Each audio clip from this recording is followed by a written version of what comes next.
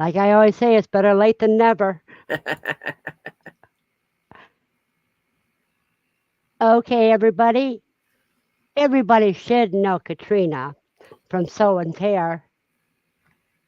She's got a lot of things that she can do in her urban homestead that I can't do. She's on a city lot and I'm in an apartment, but we can show you the difference of what you can do. Absolutely. Absolutely. Um, well, welcome. And yeah, how many we got on here? It's Well, right early. now there are only three. So All right. we're going to give them about 5 minutes to come in, and we're just saying hi to everybody. Okay. Hi.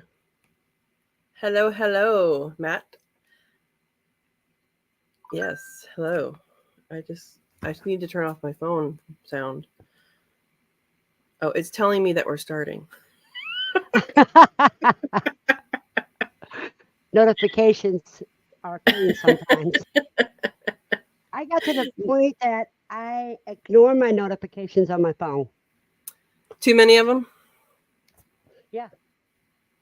Yeah, that happens. That happens. There's too many of them, and you go through it. But yeah, yeah. So who else is on here? Aaron's Good here. morning, Aaron. And there's a Welcome, budget welcome. prepper. Let me see what I think I have their name. I got to Okay. remember what their name is.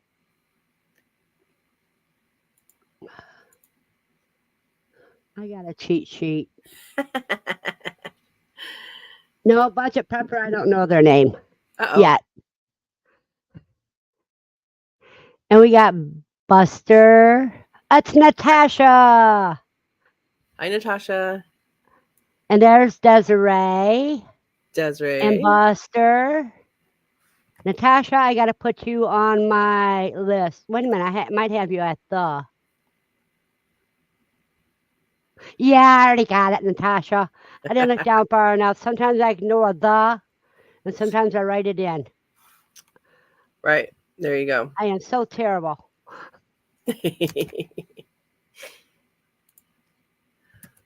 Well, the sun's not up here yet. While we're getting ready, the sun's not up here yet. So I will be. Well, the curtains are closed, so I won't see it there, but I can see it out this other window where the sun comes up. Now we're gonna wait for another minute or two before I start asking Katrina some questions. Hey, Because we're Steve. gonna start her. She's got so much to say. I just want to make sure we get certain things out, Ooh, and then ooh. let her have free reign.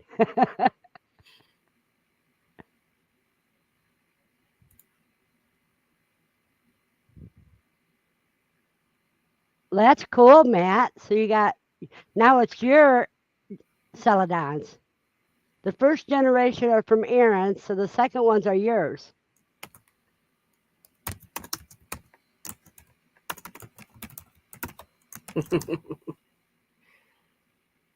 Awesome. Good morning, Steve. Good morning. Oh, I stand correction. They're Farmer KC's celadons. Oh, Casey's on. All right.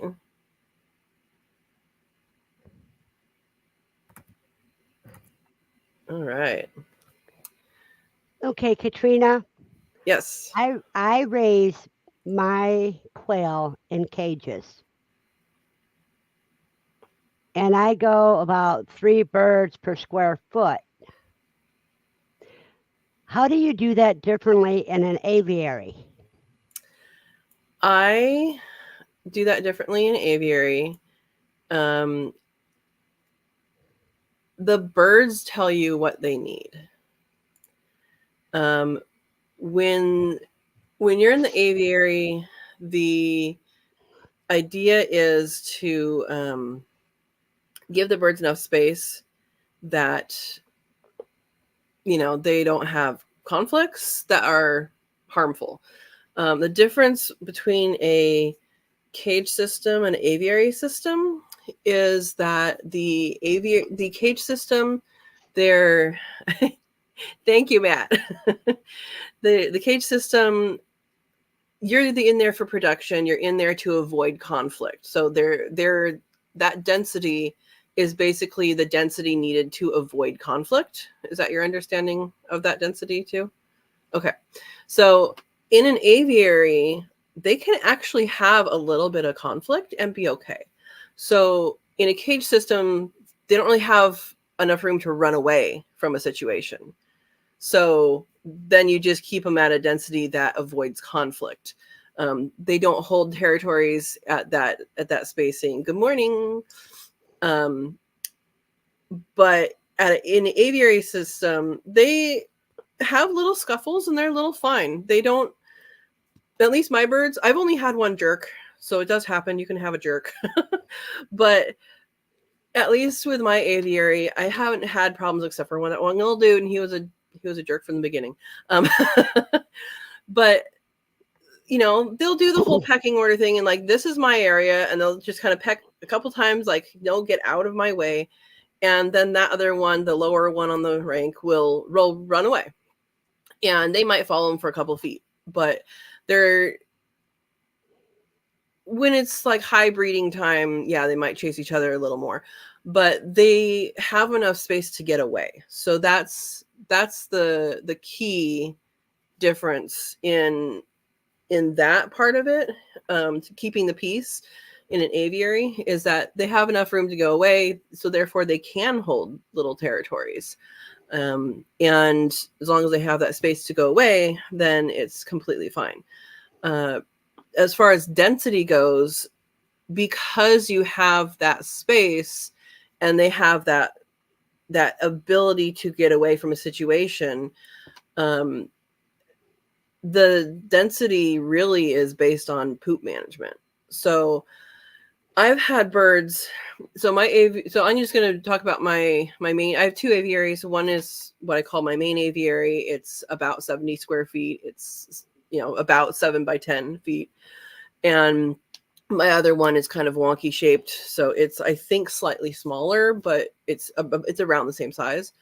But for my main aviary, that's the aviary because there's rabbits in there. My main aviary, I have had more than 70 in there, but not as breeders. So I've had, like, when the chicks are ready to go outside, I've had a bunch of them go into an aviary, and it's been completely fine.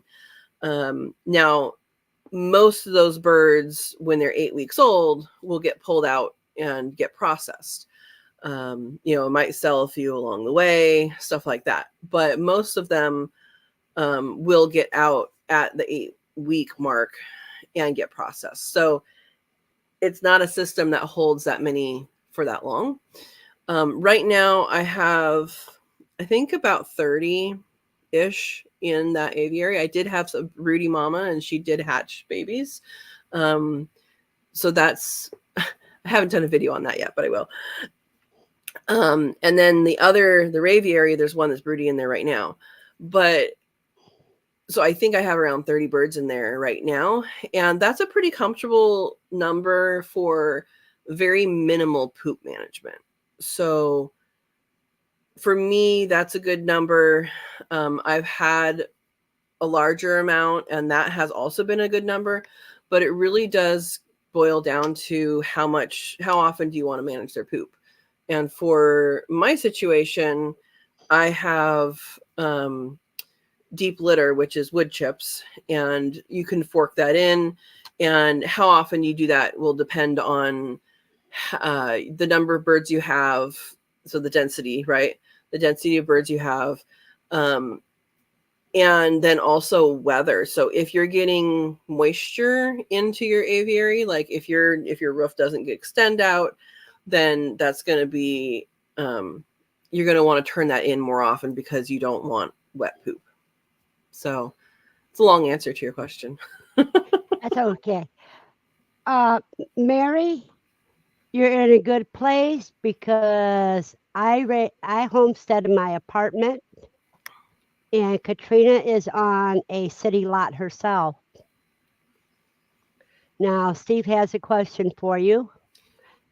So I have 100 birds. Do I toss them in and subtract when there is a problem, or should I put in 10 and keep adding until I have a problem? So this is a hypothetical. Personally, I would not. Personally, I would not advise going less than one bird per square foot in an aviary, and that's for poop management. So it's not an interaction reason for myself. It is a poop management a poop management reason. And thank you, Ken. And so that is something that for myself, that's my reasoning. So you could put more birds in. Honestly, especially if they're young, they're going to be fine. They're going to be fine. So what I would do is if you have, like, let's say you have a new hatch and they're ready to go outside, I would put them all in there. And you might start having more interactions at about 6 weeks old, because that's when the males that's when all the adult hormones start to kick in, but the males get it first. And so they might start causing issues at that point. But yeah, I hope that answers the question. I would put them all in and then remove individuals.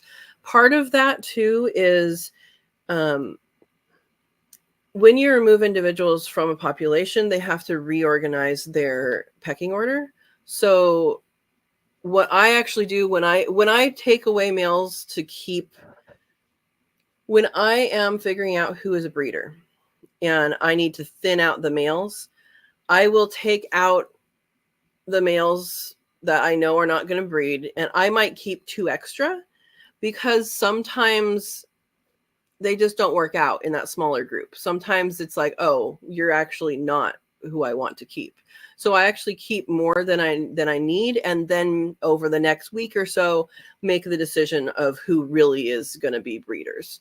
So yeah.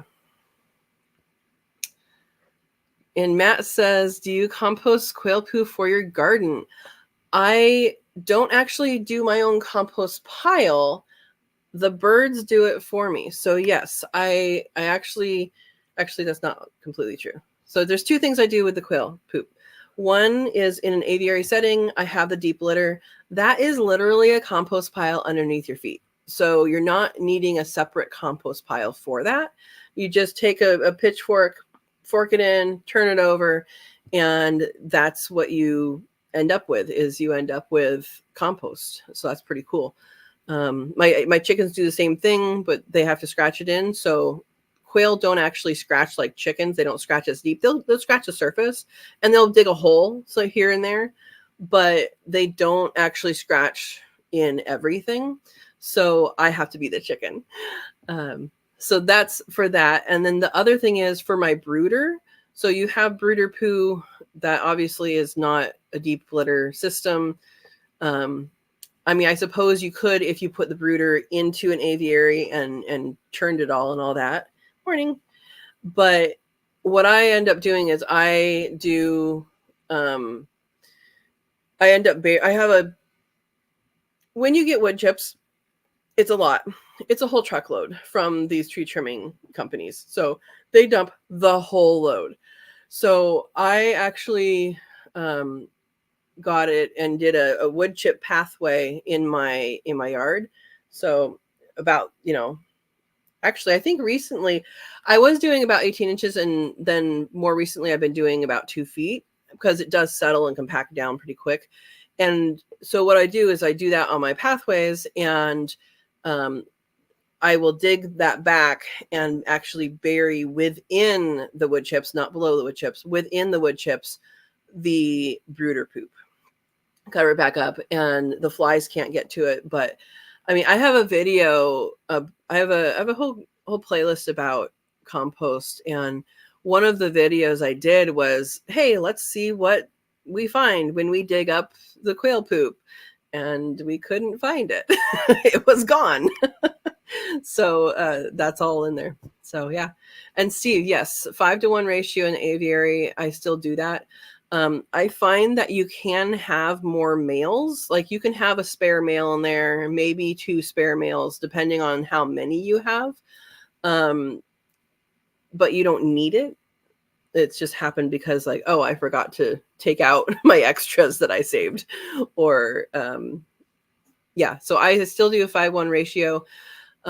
When I do grow outs in the aviary, it's whoever goes in there. And then I do have quail mobiles, little cart things outside of the aviary if I need to take. I usually try and have some males in there just because it's different. There's the males in there. Not all the males, but I'm dropping the link to your composting playlist. thank you. Thank you. And actually, yeah, composting is very interesting. It's very interesting. Okay, next is, does the rabbit waste drop to the ground in your aviary? I can't even say the word right Mine. now. No, what you call it. I call it a aviary. Yeah. It's a word I made up. Jello. Hello, Adele. Yes. So how does that work? When you have a mixed system in an aviary, how does that work? I'm limited in space. I live on a 7,000 square foot lot, and I have, I don't just raise quail. I have quail and rabbits and 3 chickens and over 40 fruit trees and garden space and the house, and that's all on 7,000 square foot lot, city lot, regular small lot here. And so when you have that, you have to think about stacking. And I know I started out with the rabbit stuff with the chickens, and Joel Salatin, kind of coined this Racken house, and that Racken is rabbit and chicken. And he does this thing where they're on deep litter, and it's a really good thing because the chickens actually churn in the rabbit manure. So what I wanted to do, because I wanted more space to put rabbits, is I put yay I put the rabbits into the raviary, rabbits and quail. I couldn't figure out a word that was actually the word quail and rabbits. It sounded cool, so raviary sounds like it's a party. But yes, the rabbits are in hutches. They drop their poo down to the quail. The quail do spend time kind of going through that area. It does attract some bugs, so they're actually really good at cleaning up that area. I would say they're better at cleaning up that area than chickens are. I don't know why, but because they don't scratch, I have to scratch it in. I have to go in with the pitchfork, with a hoe, and turn that in, because the quail don't scratch enough to kind of make it subsurface and get some aeration going in there. That's up to me to do. So that's the only difference there is that. And then the other part of that is, so aviaries need to be at least 6 feet tall. My main aviary is a little bit shorter than that. But they top out at the speed that they jump at, it tops out at like a little more than 5.5 feet. And then they kind of slow down, and I mean, they've hit the top, but I don't think with enough force to hurt themselves at that point, because they've already started to slow down. But when you have rabbits over quail, it is in that danger zone. So the height for housing for quail should be like between 8 and 12 inches in a cage system, or above 6 feet in an aviary system. And the reason for that is they will basically, not all of them, but Katrina's quail flush. So some of them are more prone to it than others.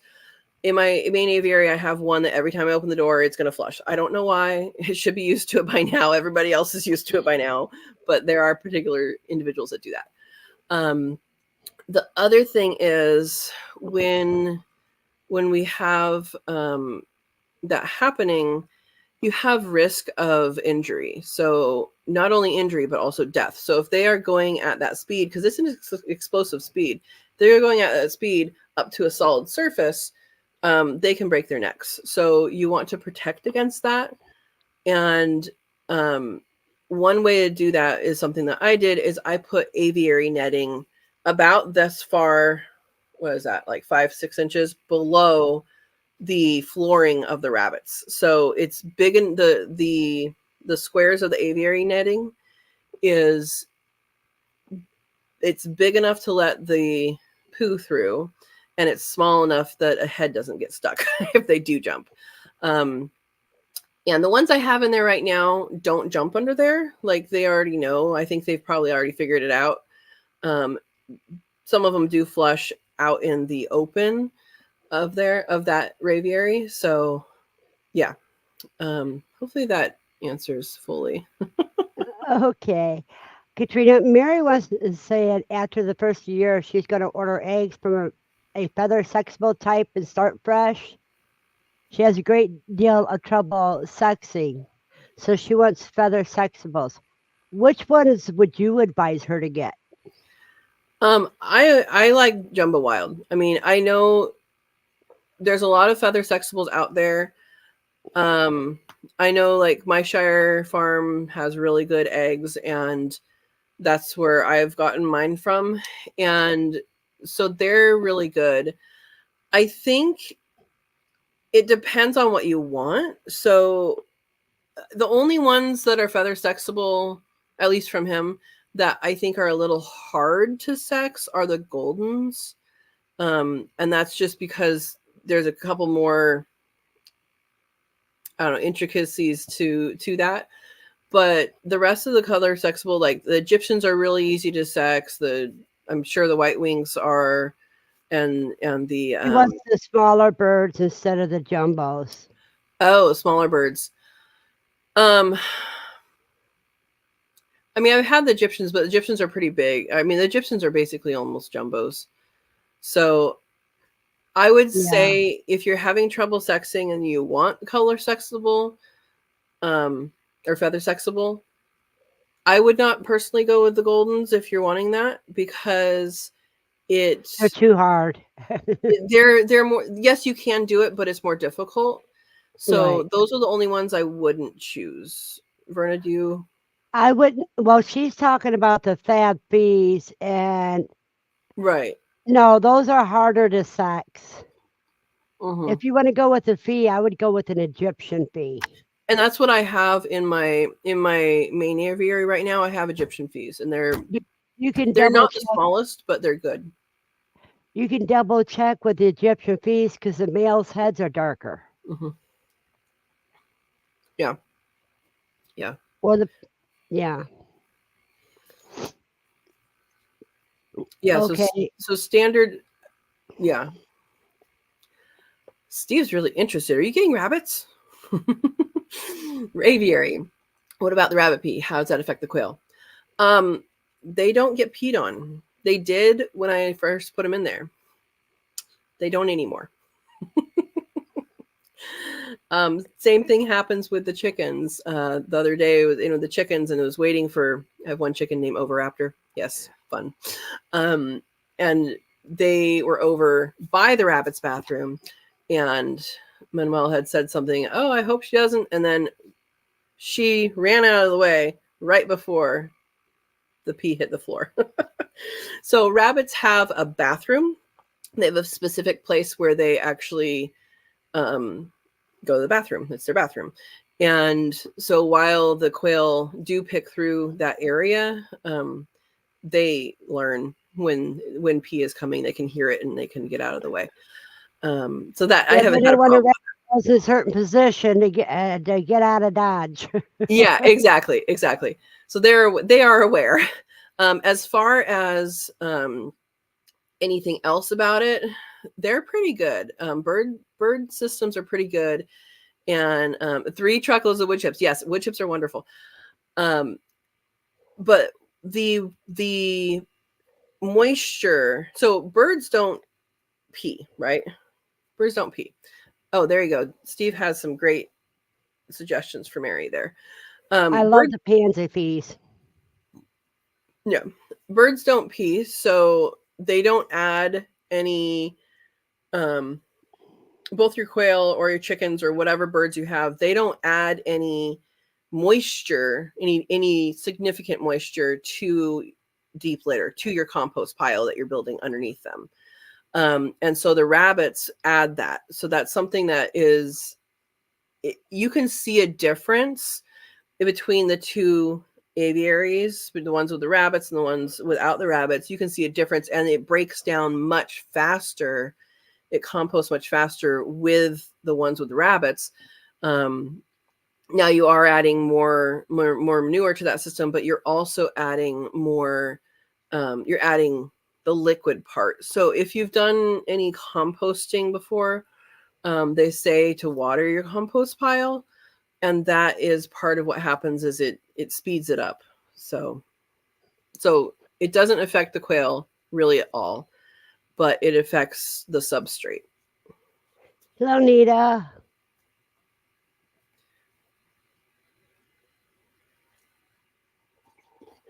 Alrighty. Now, All right. how often how many rabbits do you have and how often do you breed them? So, I had an unfortunate year this year. We're wishing for a better next year. I had an unfortunate year this year where I lost both of my female breeders. Um, I used to have, at one point when I originally got my rabbits, I had 3 females and 1 male.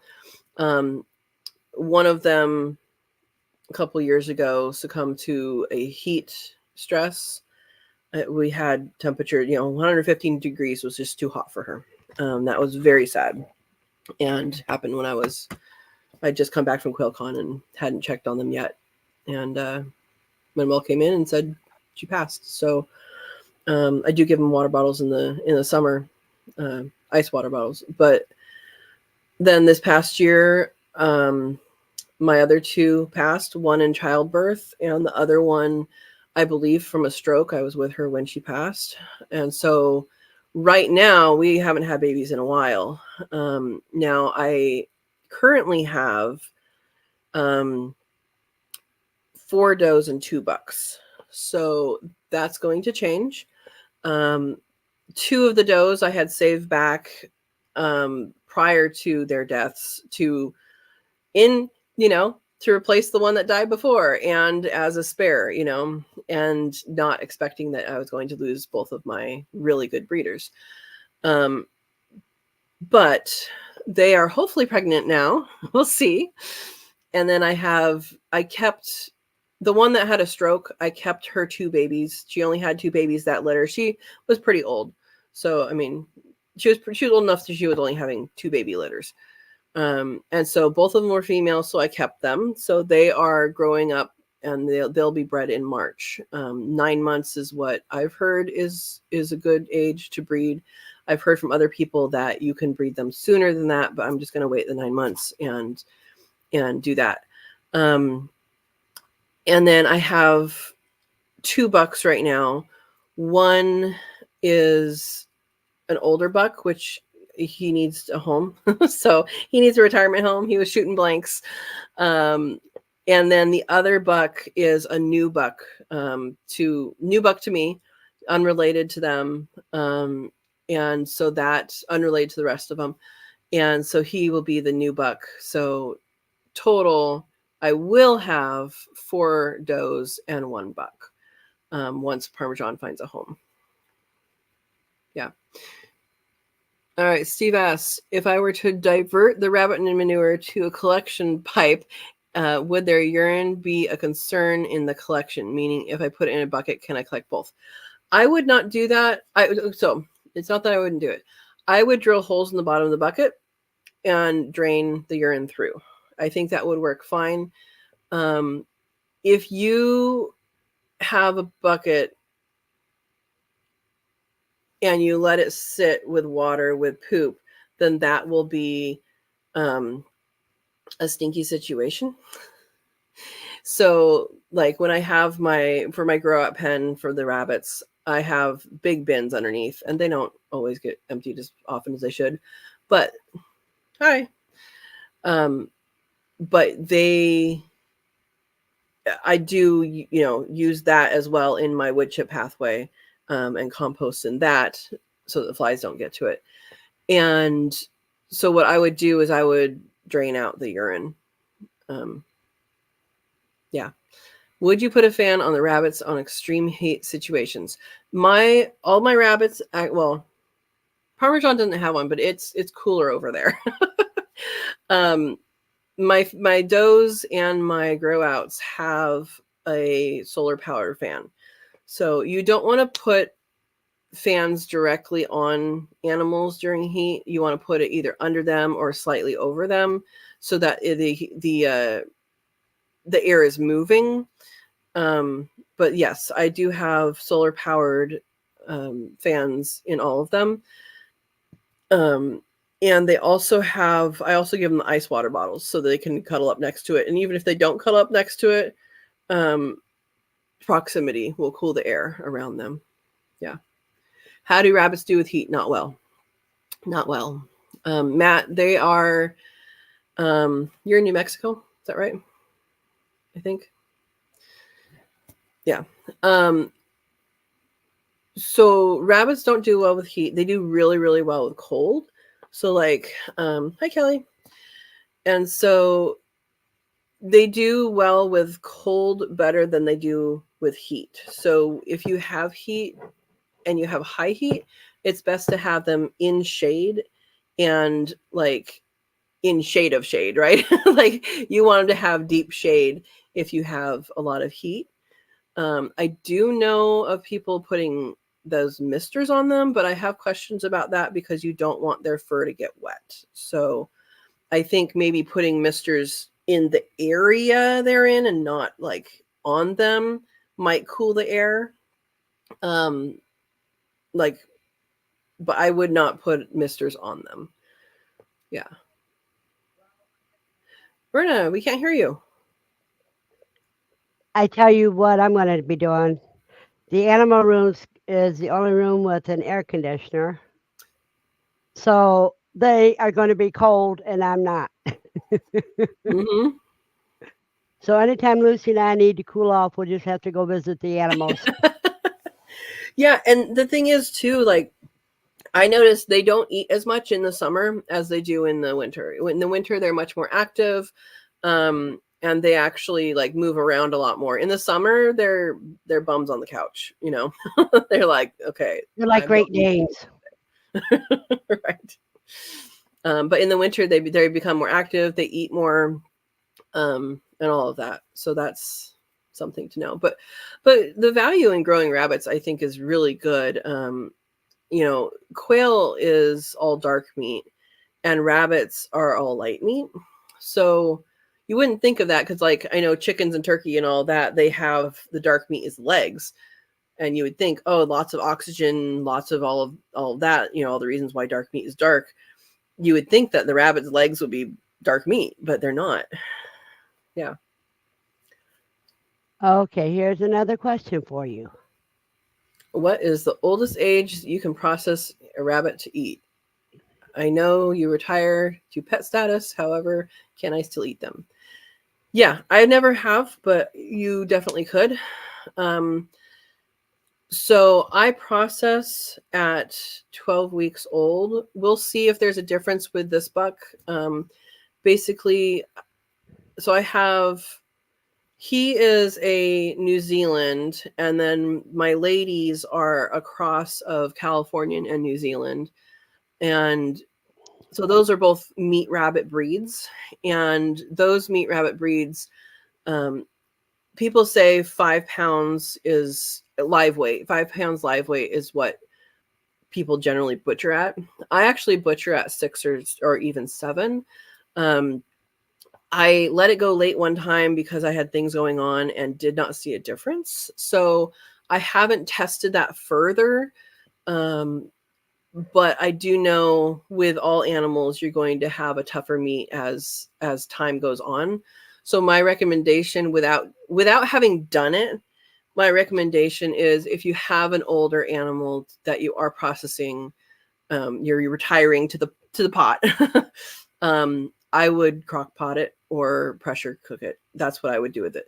Another thing that you can do with that, that I have not seen a difference in, at least with quail, is I did do a test old and so 8-week quail. That's when I usually process, and older quail, 6 months, year old, and I have canned them, and I could not tell the difference once they were canned.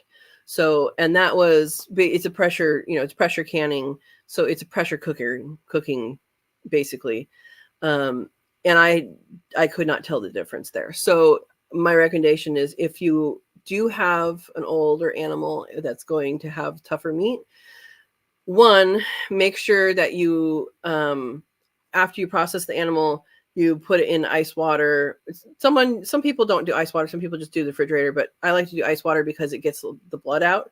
I put it in ice water, and you change out the ice water, every day until the rigor mortis is done. And for a rabbit, that might take 3 or 4 days. And when you do that, that relaxes the muscles, it relaxes the meat, and for any animal, that's going to have a more tender situation. And especially for an old animal, you want to do that because that's the most tender you're going to get it. So one, do that, and then after that, what I would do in that situation is pressure cook or crock pot. So yeah, good question. Okay. You said that a lot of times you butcher at 12 weeks. That is the earliest that it's advisable to save the rabbit if you're going to save the fur. Is that, Uh huh. I knew it was a certain point, You but have to at least wait until they're 12 weeks old. and I haven't been successful at actually following through on pelts. That is one of my goals this year is to actually follow through on doing the pelts, because I start them and Well, then what you do is you put them in the freezer until you get a bunch of them. That way you can do them all. And the rabbitry center on I've seen his Facebook. videos. Yeah, Yeah, he is.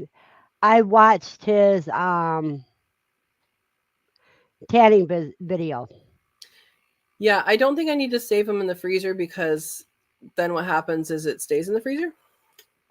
But then also it does I think there's enough when I breed 2 rabbits at a time. And so there's usually going to be enough to do stuff with then. Raw or pressure cooked? Yes, Matt. The dogs. Yeah. Sorry, I was on bunnies. And I was like, that's kits. um, When he says pups, that's either cooey or dogs. right. um, yeah. So when I use the bones for, an animal, either it's been canned or it's been, you know, cooked in some way, I always put it in the freezer, put it in a bag, and then do bone broth. And I have, I think, a couple of videos on bone broth, and I'm going to do one doing the turkey carcass here soon. But when I do bone broth, I let it go through the pressure cooker twice, 3 hours. If 3 hours, I take out the broth, then I do another 3 hours with new water. And at that point, the bones are squishy. So I actually feed them back to my birds, and the birds go crazy for it. I mean, it's a bunch of calcium at that point. Not sure how much nutrition other than calcium is there. But yeah. Now, Jennifer has a question for you. After a mama rabbit has babies, when do you rebreed the mama? So I rebreed after, once they have the babies, I rebreed at 3 weeks after. So when the babies are 3 weeks old. I know, like Living Traditions Homestead, they do 2 weeks old, and to me, that seems a little quick. They have a lot more experience than I do, but but for me, I do it at that much, and then I wean at 5 weeks. And and that hasn't been an issue for me at all. That way mom gets mom gets about a week to dry off and get ready for the next one, and they've been really good that way. Yeah, some people keep their does and bucks together, like they pair them or whatever, and they have the potential, because 30 or 31 days is about when the gestation is. So they have the potential to get pregnant as soon as they have their babies. Personally, I think that that's a little rough on the body. Yeah, it's just like a woman having a baby every 9 months. Which, there's some people that have them pretty close. Yeah. Yep. Okay, Can here's one from Brad. can a buck be fertile but carry an infertile gene? I do not know anything about that. I don't know anything about that. I'm sorry. Sorry, Brad. um I don't know. And we'll see if my little buck, I feel like I should call him a buckling. He's pretty young. He's only 7 months now, so like I said, I've been told that he can breed then, but we'll see. Do I Oh, we just sell haven't. Yeah, we haven't got to her garden yet, Matt. But we'll let her answer. do you sell your heirloom seeds? I have, so I'm assuming you're talking about, I have seeds that volunteer in my yard, and they volunteer year after year after year. And I have not sold seeds as of yet.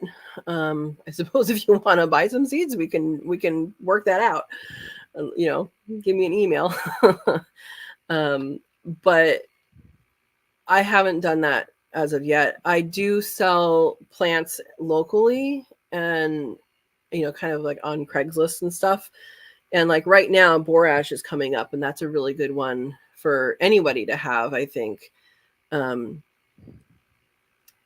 Yeah, I think is a good one for anybody to have. You can make like ziti sauce out of it, because it tastes like cucumber, and you can dehydrate it and use it when you have no cucumber and you have no borage, and you can have ziti sauce. I think it's pretty cool. I have a video on that too.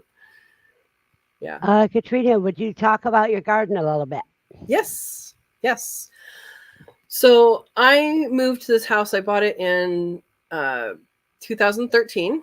So a little over 10 years, 10 and a half years.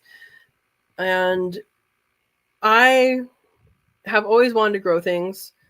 I lived with my grandma before that. Some of my trees I had bought already when I was living with her, and they were in pots on the on the porch. And so when I moved here, it was really funny because my realtor didn't really see the picture that I saw. Whenever I look at a property, I'm like, I have vision, and when you have a property that's in town, it often doesn't have garden, right? And I wanted edible landscaping. So Verna and I talked about this the other day. Like, I did not have the words yet for food forest. I did not have the concept yet of food forest. That's really what I was wanting, but I didn't have the knowledge yet to make that exactly how I wanted it, right? So like, if I were to redo things, I would do it more of a food forest style, where everything is kind of mixed in and spaced more appropriately. But what I did is I did edible landscaping, and I started out, I said, okay, I want everything to be I want all permanent plants in by the end of the first year. So that was, that's a big job to put every permanent plant in the ground in your first year. But the reason why I wanted to do that is I understand it takes a year or two for plants to actually give you fruit and give you produce. So that was my goal, and I nearly made it because I'm still adding things. But as a result of that, I have over 40 fruit trees on, again, 7,000 square foot lot. And then I have garden space as well. And the garden space is not intermixed with like a food forest would have. I mean, it's placed in between. I don't have like a garden and then trees over there. I do have beds intermixed in. So I guess it kind of is more like that. But I grow a lot of things that I don't have to plant. And I think that's important. One, all of the permanent plants are here. Two, I have plants like the borage I just talked about. Miner's lettuce came in from my neighbor. It's kind of annoying how much it is, but at the same time, like it's free food and it grows on its own and it comes back every year. And so I like to concentrate on a lot of crops that will just come back. So the beets in my yard, they grow. I eat the greens. You can harvest off of them for 2 years before they pretty much die. But in that time, they can self-seed. I have had like this last year, I had a few of my beets, which have just self-seeded throughout the time, were higher than I could reach when they went to seed. And that's not a typical, typical beet is going to be, I don't know, 3-4 feet when they hit their seed. So I do a lot of that. I let a lot of things go to seed because I know they're going to be stronger. So the volunteer plants I call them volunteers, that they grow the next year, they're going to grow and be stronger every year. And those are the ones that are going to be more robust and healthy and all of that. So, and then of course I also plant, things like tomatoes and green beans and squashes and all of that. So, I try to garden as much as I can. Sometimes I miss the fall garden. Like this year, I picked out plants. I might actually be planting this weekend, because we're finally getting rain, and that's a good time to plant. So I know I want to plant peas and stuff. But I'm going to answer Steve's question. Hypothetical question. We're going to till up your entire yard. What items would you plant to start off with? I will tell you what my first item was that I planted. I planted hot and spicy oregano, and that's fabulous. Everybody should have hot and spicy oregano. What items would you plant to start off with? So again, so you're saying we're starting over, clean slate. What do you do? So if I could do my food forest now, right? I would still plant the woody species first. So the trees, the shrubs, asparagus. Asparagus takes 3 years before you can eat it. Not that you can eat it, before you can eat it and not kill the plant, right? So that's something that you want to start right away. The things that will take time to gain ground. So I would do that first. Strawberries, they take 2 years. It's 3 years from seed, but if you buy the crowns, it's usually 2 years from crowns. Yeah. Yeah. Yeah, so that's something. So like if you want artichokes, those tend to produce pretty quick, but that's still a permanent plant. Think about your permanent plants that are not woody as well. So like longevity spinach is something that's not woody, but it's a kind of a forever plant, unless if things freeze and you're in a freezing area, you might have different plants to deal with. But Now, lemon balm winters well, and it comes back every year. Yeah, most mint like a families mint, so it's almost impossible to kill. Mm-hmm.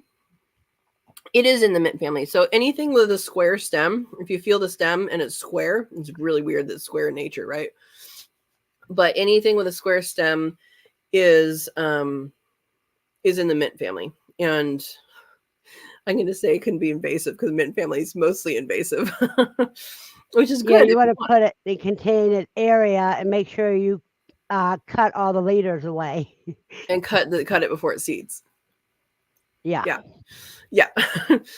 But those are things you can add. Another thing that I would do, which I have done and have seen a really, really big improvement since I did, is adding wood chips. So if you add wood chips to a food forest situation, or to, your trees, basically, that has a whole lot more I just found an ant. Uh-oh, he's gone. um, that will actually form these fungal networks. So you have fungal dominated compost for wood chips and bacterial dominated compost for like leaves and stuff like that. It's best to have, you have both, but for the fungal dominated helps the trees more, and the bacterial dominated helps your garden plants, like annual plants, more. So if you have the wood chips, it does a few things. One, it starts that network going, and two, you have these trees that are healthy because they have the network, but also it retains moisture. And in my environment where it gets dry in the summer, having that moisture retained is important. I dug in my pathway when I started doing my manure management, including that into the pathway. When I first dug in, we had not had rain in probably 4 or 5 months, which is regular here. We have winter rain here, and it was moist. Like this far down in the wood chips, it was moist. So that is pretty cool to know that. So that's where I would start, and then I would put in ground covers and stuff like that. When your trees are small, you can do things that grow in edge areas, such as strawberries. So I used to have a lot of alpine strawberries, which is a really good variety, guys. They're like this big. They're so sweet. And so that those are the types of things that you can plant in a space that won't be available later because it will be shaded more. But you have that opportunity to have that edge effect now for the first few years. Yeah, that's where I start. I could design the whole thing. Steve says, go ahead. I've been researching rabbit foods. How often do you feed your rabbits greens from the garden and grasses? Hardly ever, and I should change that. I had a goal. It's been complicated to actually spend any time to do it, but I had a goal of figuring out all the stuff that rabbits can eat, in my yard and stuff. I know mint is something that can slow lactation, so that I wouldn't advise if they're lactating. Willow is really good. I do feed them willow. I have a volunteer willow. I have a willow that volunteered to grow in my yard. I believe it was a wood chip that came in and got watered. But yeah, willow I give them, and other than that, I should give them more. I've given them comfrey. I need to get more. I need to do root cuttings and get more comfrey going in the yard before that becomes sustainable. Katrina, I'm going to interrupt just for a second. Oh, yeah. I know what quail and rabbits love. You said lemon balm, right? Well, not only that, yarrow. You said that. They go crazy over yarrow. I haven't done that yet. I'm kind of afraid to do that because I know that it does stuff with the blood. Like if it's, I don't know if it's a blood thinner or a blood. I know you're not supposed to consume it if you have a blood condition, and I don't know what that means. That means, yeah. In other words, don't do it if you're on blood thinners. Yeah. But they like it. Yeah, they love it. They love it. So as an occasional treat, like once a week or something like that. Right. But the quail, you can give it to the quail, and they think they're in heaven. Oh, my quail love marjoram. I have marjoram right next to the main quail aviary, and I just pick it up and throw it in. Quail love anything green. They go, well, one aviary does. The other one likes pumpkin better. Yeah. Oh, and I did hear that pumpkin seeds are great for rabbits. Good to know. Good to know. And it's good for deworming and boosting their immunity. Yeah, I knew about the deworming. And black sunflower seeds, black oil sunflower seeds or whatever. Right. I think it's the fats in there. It's good for the coat and good for something. Something when they have babies, I think. I don't remember what. Oh, and Oatmeal is good for mothers that just kindled. Yeah. Steve says, I know you forest a lot for wild or forage a lot for wild foods. I'm a newbie. What resource should I use so I don't end up killing myself eating what I should not? Um, so Steve, first I would learn the plants that are poisonous. And so for where you are, I think it's going to be poison ivy and maybe poison sumac. I don't know about other things.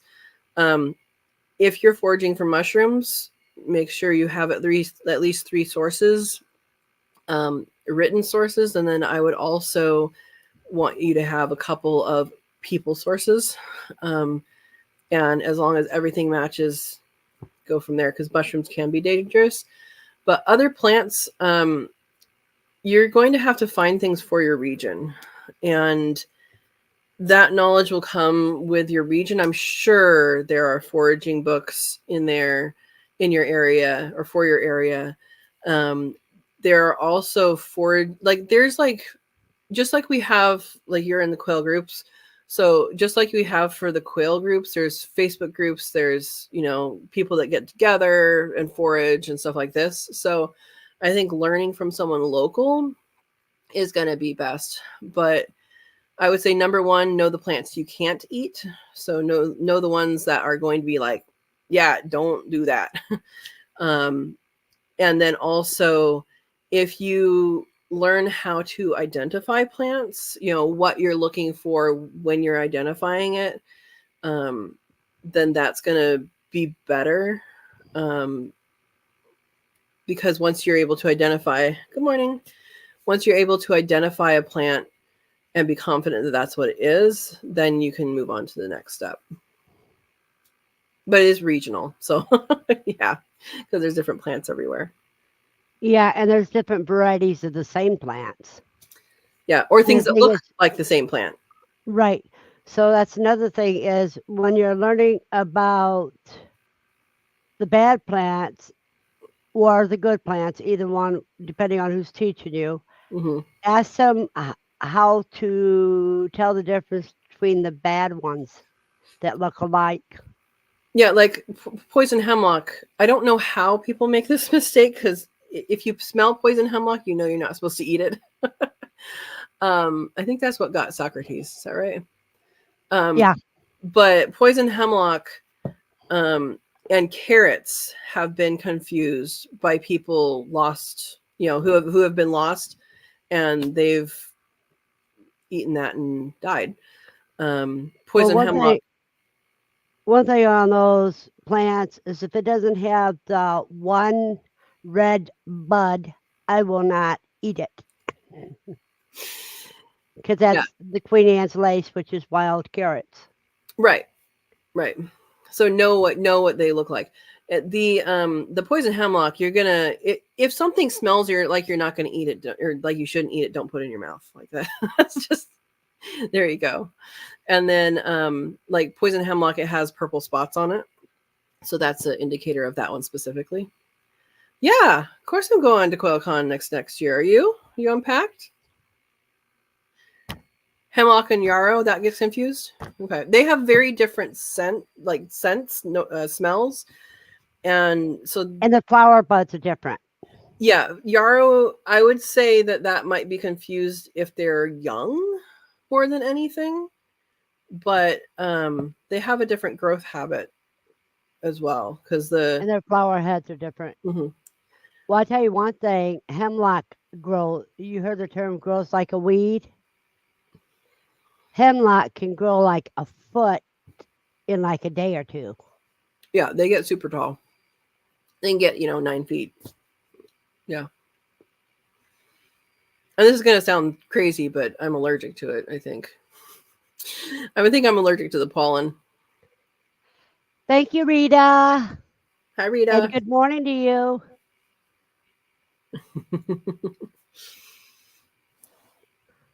Yeah, hopefully that was a good answer. Uh-oh, Andy, you're out feeling under the weather? I just got a notification from my brother that my niece had tested positive for RSV. which we were just over there. So he thinks And she's on the downhill though. RSV is what they were messing with when they made COVID. Fun, fun. Yeah. So, but she's doing okay. So, yeah. So they're related. But I know there's a lot of stuff going on now, and hopefully you will not get worse. Hopefully you will get better. Let me show you guys something. Go ahead and keep talking, Katrina, until I get back. All right. So what else do you guys want to know? I know we talked a little bit about garden stuff. Yeah, something else in the garden that I think I would have done more. There's Lucy is more companion planning for my permanent plants. So like planting legumes that or nitrogen fixtures with those plants. Yeah, that's what I would do. That and then like dynamic accumulators. The quail, Listen, very cool. I You got got, some fat on no, there. That's some good. fat that I gathered. I'm going to be separating the fat and putting it in the freezer. Good, One good. bag is going to be made into jerky, and one bag is going to be made for quail dinners. I have to 6 of these have to be packaged for a customer, Awesome. and then out of the bag that comes out of, whatever's left goes into jerky. Very cool. But Very I'm cool. saving the fat for future sausage. I'll That's save the cool. I'm saving the fat. I have some beef fat in my deep freezer from when I bought that big hunk of beef. So I got that as fat. Then I'm saving all the quail and rabbit fat. Hmm. So I'll have plenty of fat for Sausage. sausage. That's awesome. I rendered rabbit fat last year. Yeah. Aw, thank you. We started here before the sun was up. Here. Got up early for Verna. Usually I catch the end. Yeah. Yep. Start drinking your fire cider. And if you haven't made any, I have videos on that. I don't do bees. I am too close to a school, says the ordinances of my town. I would love to. What do you feed your quail? I feed mine bagged food, so it's something that's somewhat local to me. A feed, I think they're out like Sacramento area, but when they are 0 to through 8 weeks old, I feed a 27% turkey starter, so they need the higher protein when they're little, and then when they are adults, I feed the same things I feed my chicken, which is a 16% layer crumble. And I also give them a side dish of extra calcium in case they need it. And they also get stuff. The quail get an awful lot from the garden. They get all sorts of stuff. Yeah. Now, another thing is on those processed birds, I got the freeze dryer full of dog treats and dog food. 2 trays of dog food. That's the innards, undeveloped eggs, livers, gizzards, and intestines. And I had 2 trays of wings and heads. Awesome. Awesome. And if anybody wants to know about dogs loving wings, watch this. Lucy gets a treat. See, look at they were all the white ones.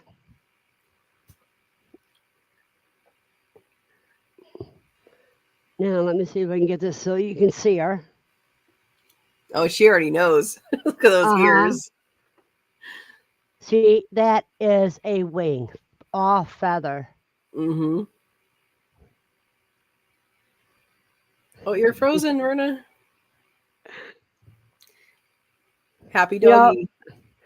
Yeah, she jumped up and ate it. Happy doggy. I'm having a little problems. I'm seeing auras, so if I don't see somebody's thing, I'll just put it up there whether I see it, read it or not.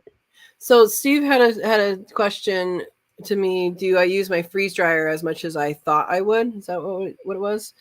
Yeah. Um, I don't use it as much as I thought I would. I would use it more if I had more time, as in like less actual work time.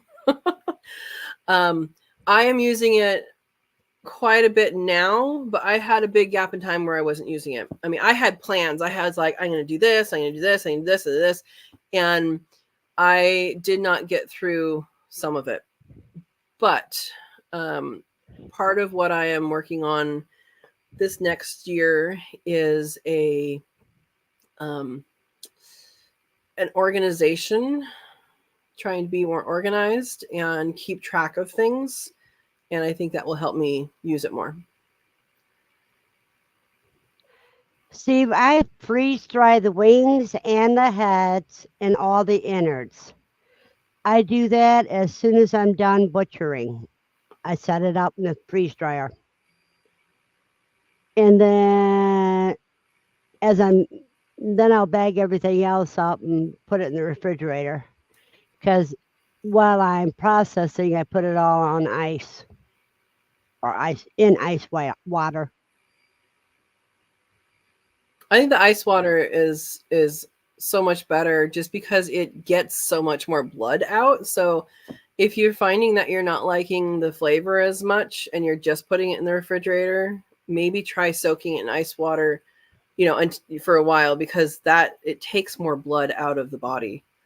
And if you feel the meat is tasteless, that you can't tell the difference between it and anything else, then after you butcher, just put it on a plate with a baggie or in a baggie and just let it go that way.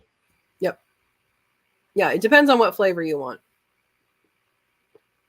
Australia. What time is it in Australia?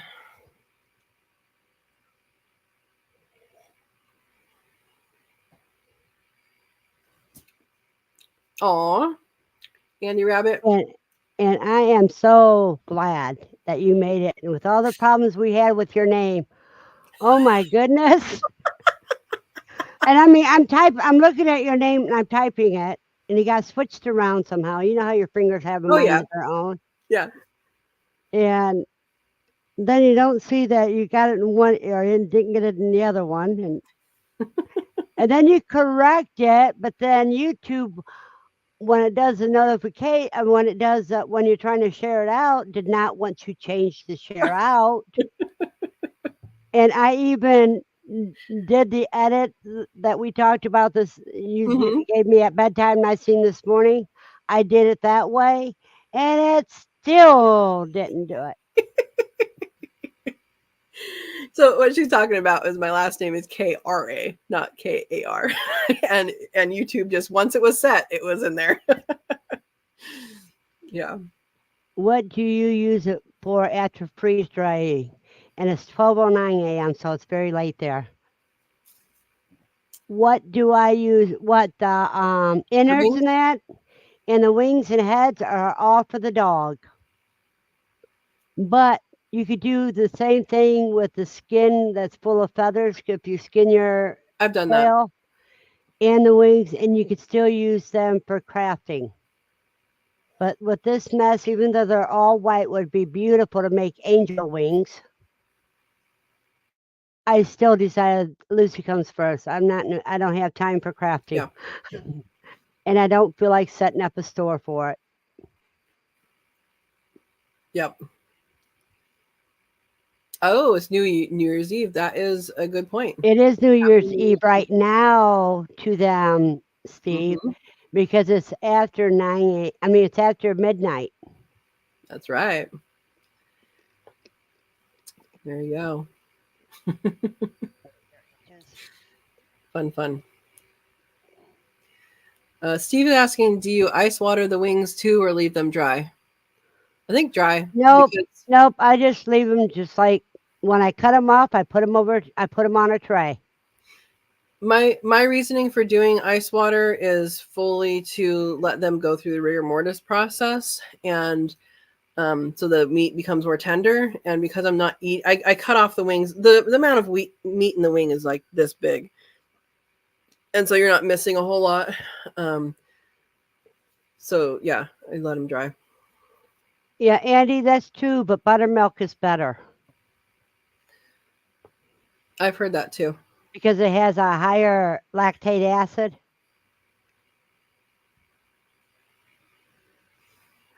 Yeah, I've heard that about milk too. Oh, I hate this when you're going blind because of an oral. Uh-oh.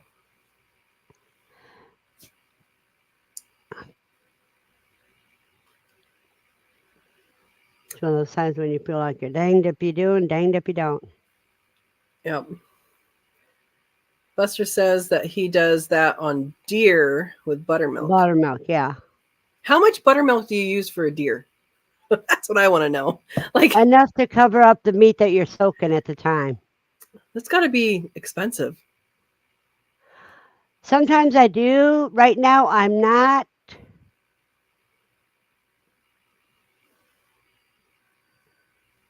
Verna has winter. Well, not only that, I am limited on space. I'm trying to get rid of a bunch of junk so I can have room for more stuff. I do tell you what I did buy, and I haven't opened it yet because it came when I was busy processing. Mail call.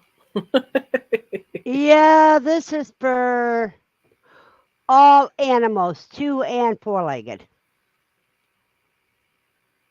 In other words, including me.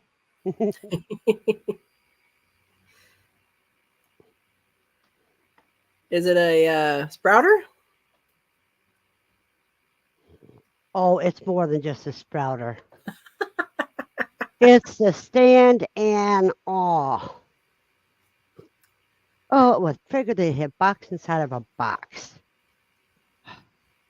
It's going to be this big.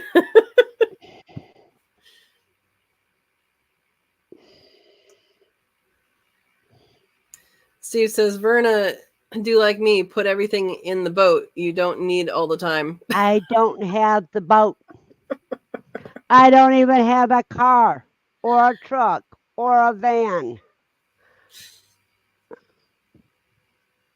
Andy Rabbit says, also, she said, use milk on a sunburn, soaked in a rag in the milk, and hold on your burn. I don't know Yep. about that, but I know vinegar works to get rid of mosquito bites. You got to hold there for a while, but yeah. Well, I tell you And what, if you get a burn, cold water with vinegar Yep. helps draw the heat out. So we have guesses. Anime's guessing garden, aquaponics. And Dawn says, I can't wait to see what Verna Yeah. has. No. But let me see if it's got a picture in here. You got to dig through the parts. Lucy's interested. She's like, maybe it's for me. See all these parts Yeah, you're making a jungle gym. for plants. Oh.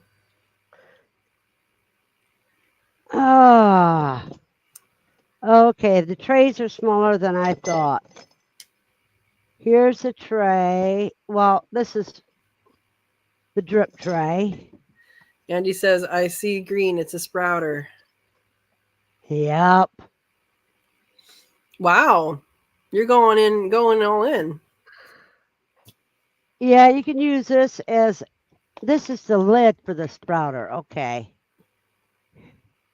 And then you'll have the bottom part too. Yep. It's got a lot. Okay, here's the bottom part of the tray. This is made so you don't have to use dirt or Right. paper towels or anything like that. Andy Rabbit says nice, woohoo, and Anime says close enough. And these go into these to make the frames. And it's Stacking. stands up. Yep. Dawn says that she has the trays, not the stands, though. That's what I use, the green trays. Yay, Verna. Yeah, I got the whole schmear. Uh-oh. So that's another thing. But I got to get the other Matt 16 says birds. feel... Pardon? I was working... So, Matt says, I was working in a kitchen yard years ago, maybe, and fell into a deep fryer. My left arm is all new skin. Oh my gosh. That is tremendous. Yeah. Sorry, I didn't know that I could select that. No, you can't. I have to. Oh, you did? Okay. Wow. Wow. Well, we're glad you didn't fall all the way in. No, I know another little trick to use. What's your trick? Oh, on the paper. No, I will start off by 24 hours in a jar of water. I know how to cheat.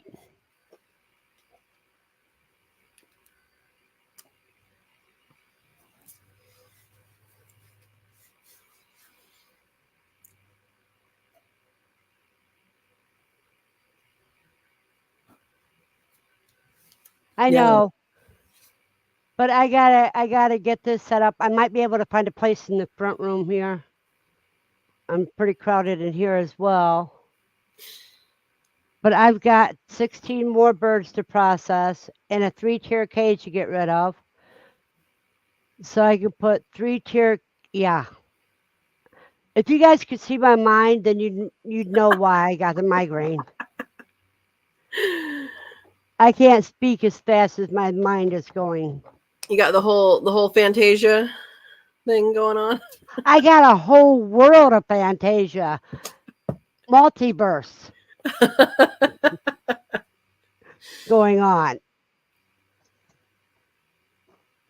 Oh, Steve has an interesting tip. He says on my sprouter, I started using blue shop towels, then realized that mistake that it made it mold so quickly, so that it holds Yeah, too much water. you don't want to use shop towels. I hate this chair. You don't want to use shop towels on that. You're not supposed to have to use anything.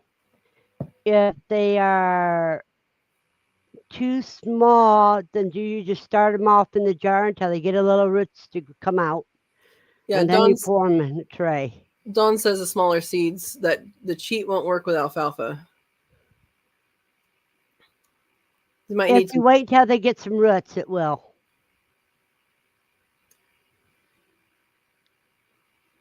Yeah, and it's a great way to lower your feed costs too.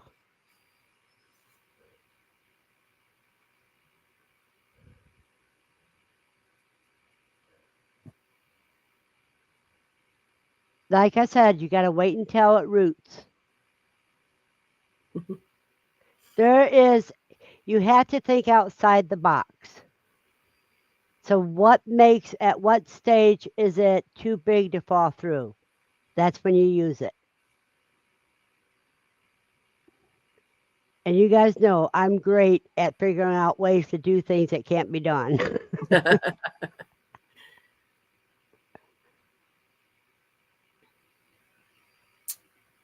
Start a pit of coffee. Probably a pot of coffee. Yeah. Unless she needs a whole pit. She might need one today. Yeah, that's what I'm feeling. Okay, now I can see again, but now I'm getting a headache. So you know what it means. Oh. Or the outside of 2 boxes. When I say the box, I'm talking about the multiverse, Matt. Everything's multiverse today. Because I'm seeing more than depth.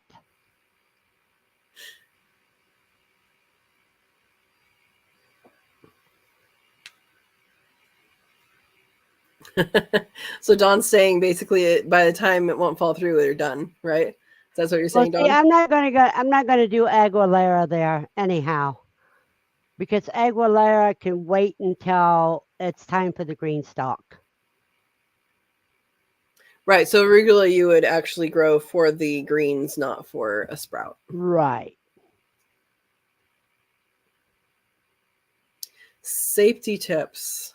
He's sleeping. Oh, you all, I hate to tell you, but on January 3rd, in the evening one, that's Wednesday, There's a tip. Here's a safety tip we coming up right will there. be having the safety crew here, Melanie and Ricky.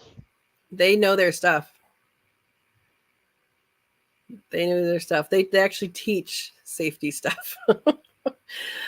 Safety tips. Doesn't matter what power tool you're using. Wear safety glasses and keep your fingers out of places they shouldn't be.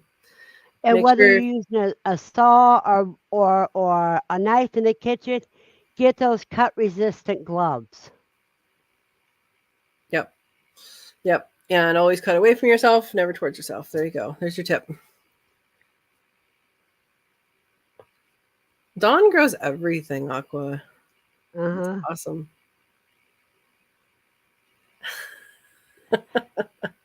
That's because you're looking for four-sided. You need the eight-sided. Good morning, Sue. Good morning. Yeah, I've grown them in mason jars too. And I actually have sprouts that I bought a while ago.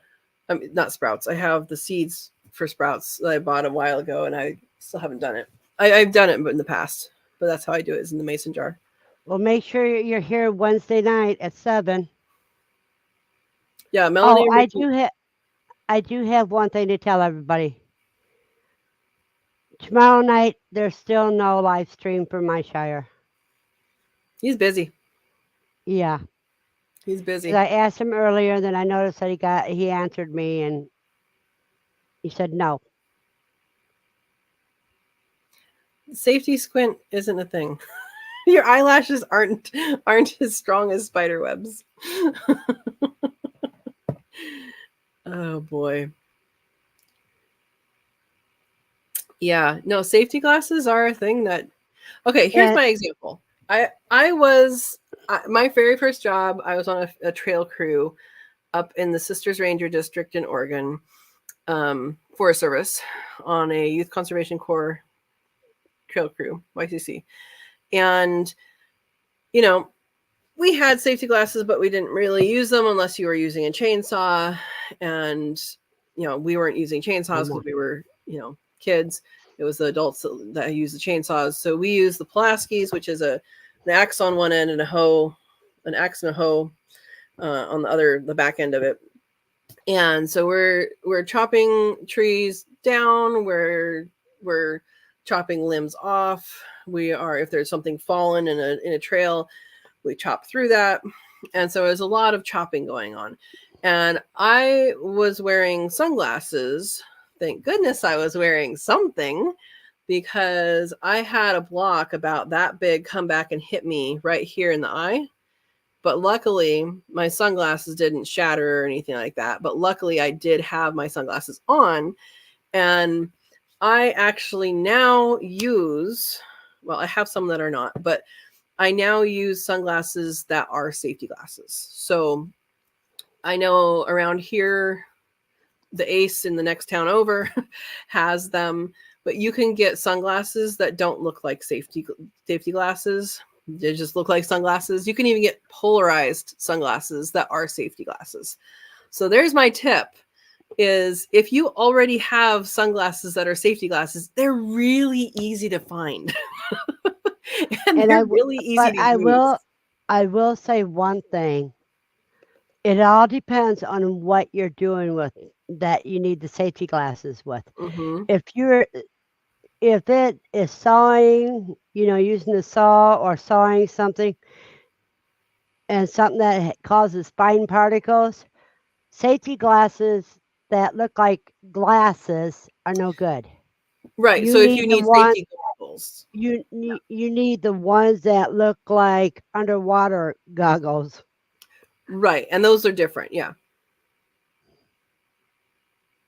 Yeah. Yeah, that's my tip. The safety people are Melanie and Ricky. Yeah. They are in Tennessee. They used to live um in Las Vegas, so you might know their names on YouTube, like when they talk when they chat, is Witch Psycho Doctor and Ward. Psycho Ward. Yeah. Yeah. You have a friend that got sunglasses that are his new video camera. That is freaky. That is freaky. We got spy stuff going on, huh? Yeah, but that's kind of stuff's been out for people don't realize it's been out for generations. It's just getting popular now. Right.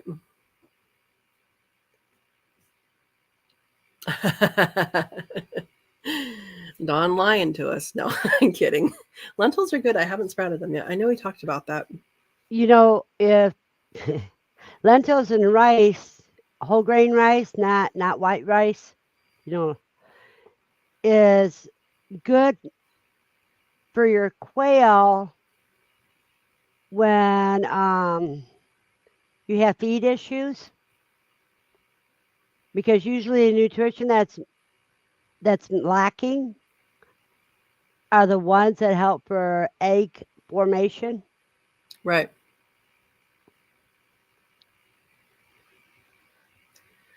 Yeah, I know. I remember when you looked that up at one point, um, and that And was. we've actually had people on Facebook that actually asked me about it, and within a week after them adding that to the quail's diet, they started laying again. Hmm.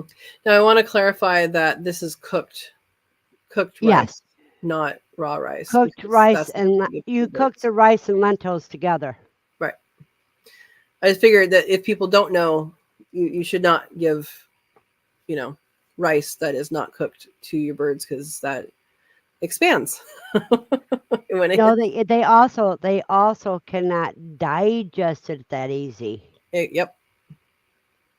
and Yep. it's pure starch. Yep.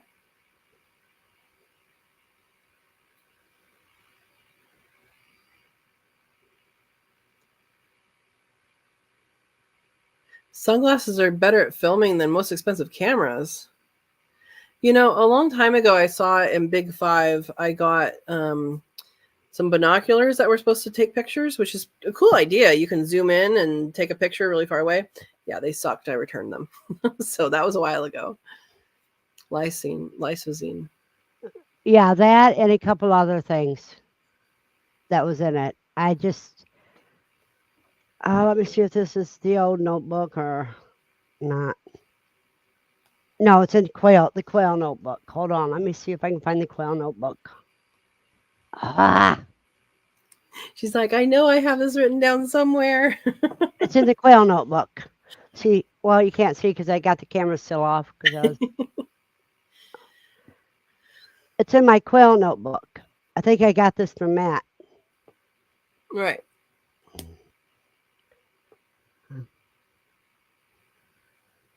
Okay. Lysine, methylo, and it's cystine.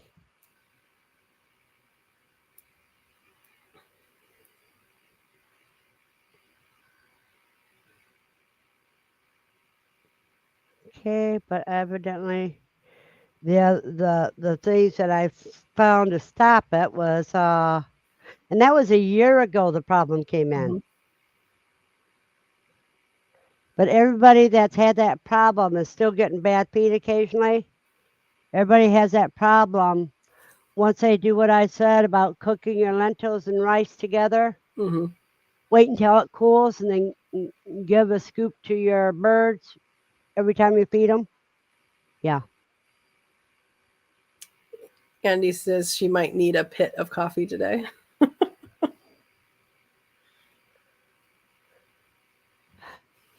Yeah, Dawn's really good at aquaponics. Not aquaponics. Yeah, Hydroponics. aquaponics. Hydroponics. Yeah. And yeah, that's right. Because aqua's with fish. We need to get you fish so that I can say it correctly. Hmm. Oh, you do as a maintenance. That's awesome. That's cool, Matt. That way you know they're getting the vitamins and that they need. Right. Right. And and when I load up my freeze dryer trays when I'm butchering. Now I do put the organs and intestines in ice water in a separate bowl from the quail, and then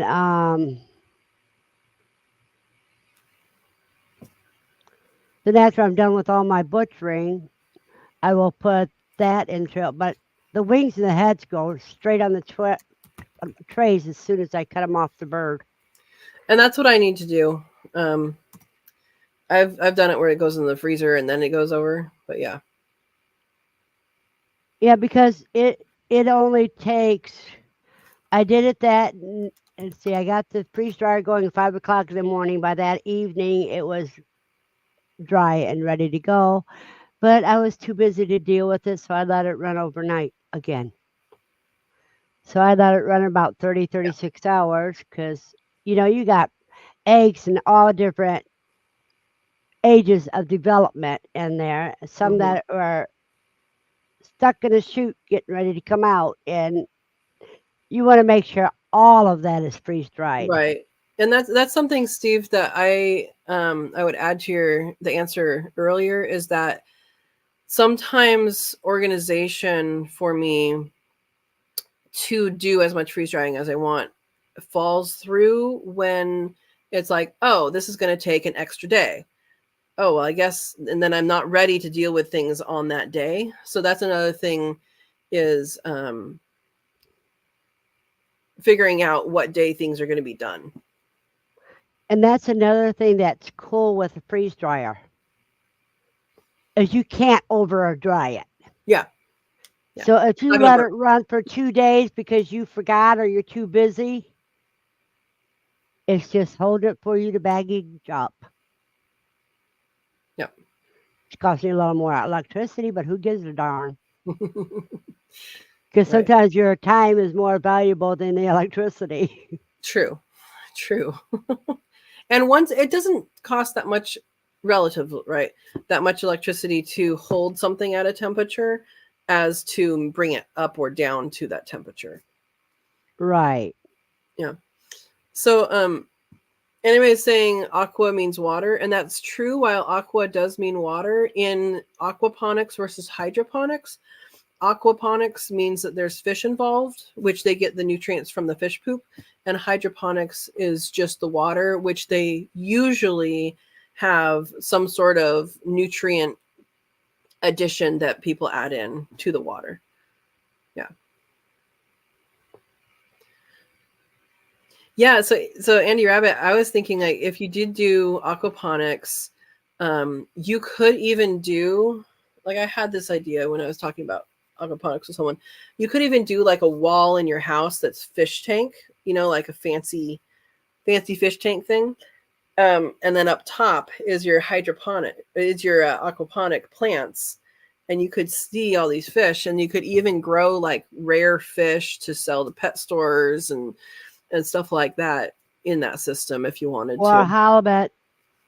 I think or yeah, either halibut. things to eat or things to sell. I don't enjoy the flavor of fish, so I would, if I did that, I would probably do like a fancy fish that breeds and all that. Yeah, like tropical fish, Right. freshwater fish. Right. Oh, Aaron's here. Welcome. Congratulations, Aaron. You're about 2 months behind us. So Aaron, you're winterizing the animals, but you don't really have winter. It's cold down there today, but they're supposed to be having some winter coming. Are you having winter? You're having winter this year? I guess you do have winter. It's just very short.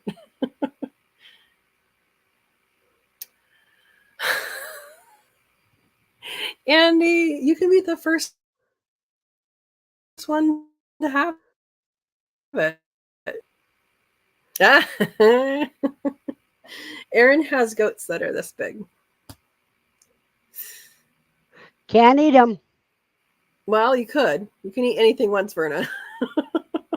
Well, let's just put it this way. You might need surgery to get it out. There you go. There you go. Oh man.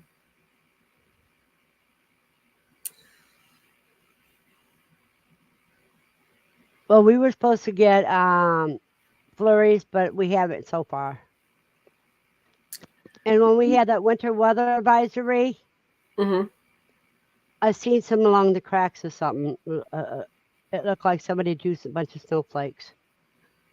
You We know, we a had little. we had 0.97 of an inch of rain overnight. Mostly overnight. It's 24 hours, but it's mostly overnight. And I checked it early, but I don't think it's rained since then. You made me get up early. Hang some philodendrons in your fish container. They put out roots and clean and suck up the fish poop for crystal clear water. That would work. Or you could plant plants that make food, and they will soak up that fish poop and use it into your food.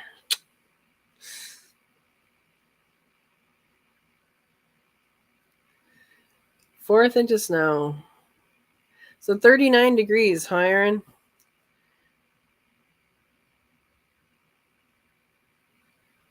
I think we need to rewind. What happened? That's the last thing he said. I don't know. I don't know where Andy got girlfriend at. I think you do need a pit of Oh, coffee. frigid. Maybe that's why. I think you got to work on your pit of coffee, Andy. Yeah, I'm working on it. I'm almost done with my first pot already. I had something different today because I got some the other day, and I always get a large and then you put it in the fridge and use it for several days. It's called atole. So atole de Nuez, Noes, atole de Noes. It is a Mexican drink made with masa and I don't ever say it right. The little cone of sugar, the Mexican cone sugar, starts with a P. Cinnamon. The Noes is the it's a nut. I can't remember the name of it right now. Anyway, there's a nut in there, and it's all blended together, and it's super good. Yeah. Yep. Steve says, "Come spring, what actions are you going to employ to stop sending your storms out here?"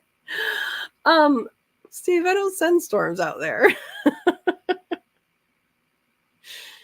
Oh man. Yeah, that's a good point. That's a good point. No, we just got almost an inch of rain, and I don't know what's coming, but they're supposed to rain most of the week.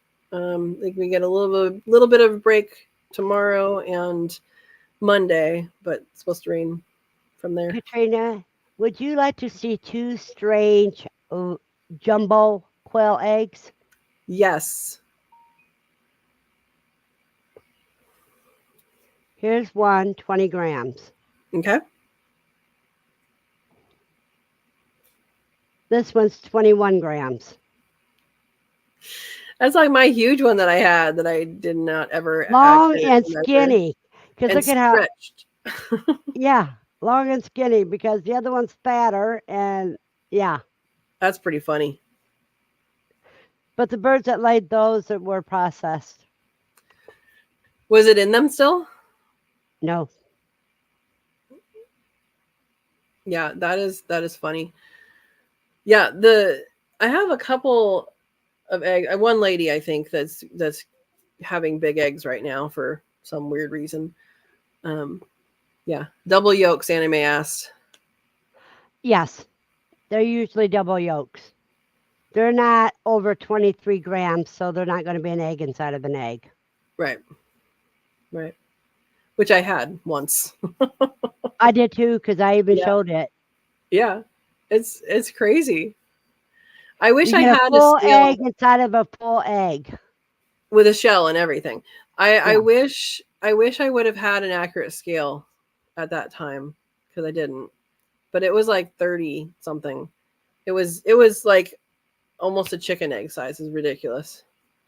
Aaron. Well, that's what this is. This is almost, because look to my palm. Wait a minute, I can't do it that way.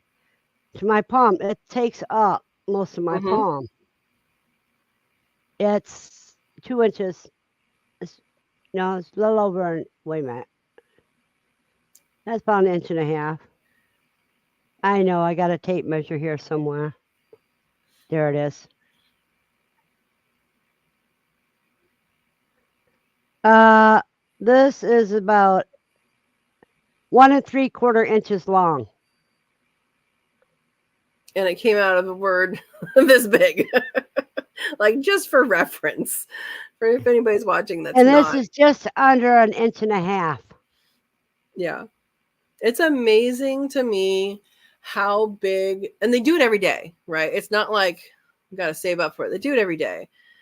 And then also, like, that's a lot of calcium that they have to put into their body every day because it has to go out of their body every day.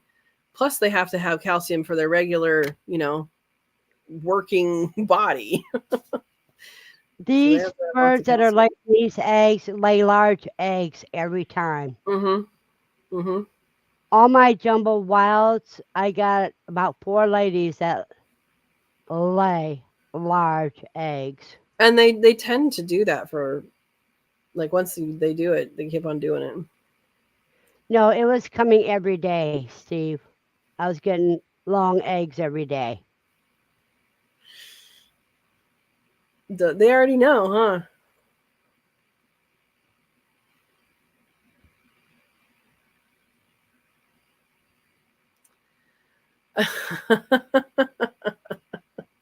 Hers grow extra fast, Steve. The majority of my jumbo quail do too. Jumbo wilds. Yeah, almost as big as silky eggs.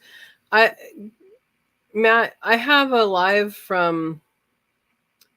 Do you remember when that was, Verna? It was like last year sometime with that Gotta don't ask me time wise. the double egg. So it was a full on egg inside an egg, like a shell and everything. Uh-huh. And we cut it open on a live. And Dawn, I don't think that that bothers them. If they're not having prolapse, which these birds are not, then it's the large eggs do not affect their life. Now, birds are like female humans. When they come into this world with as many eggs as they're going to lay in their lifetime. Now, they don't start off looking like that. It's just down the road to maturity they do. jelly egg beans.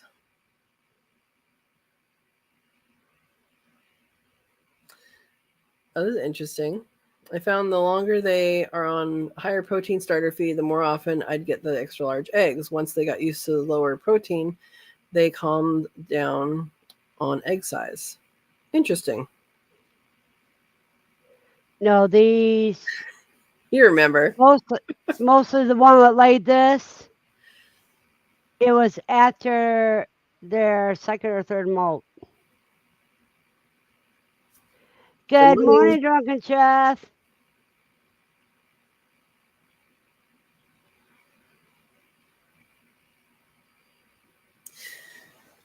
Yeah, it's interesting when you see these eggs because sometimes they're so huge and you're like, how big are you?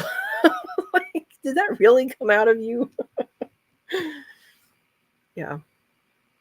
And what is so bad is that, yeah, they do it all the time. Well, that's what I'm saying. They do it every day. It's not And like, the eggs can increase with each molt, the egg Mhm. size. Yeah. It's And crazy. the habanero salt from Drunken Chef is great on hard boiled quail eggs.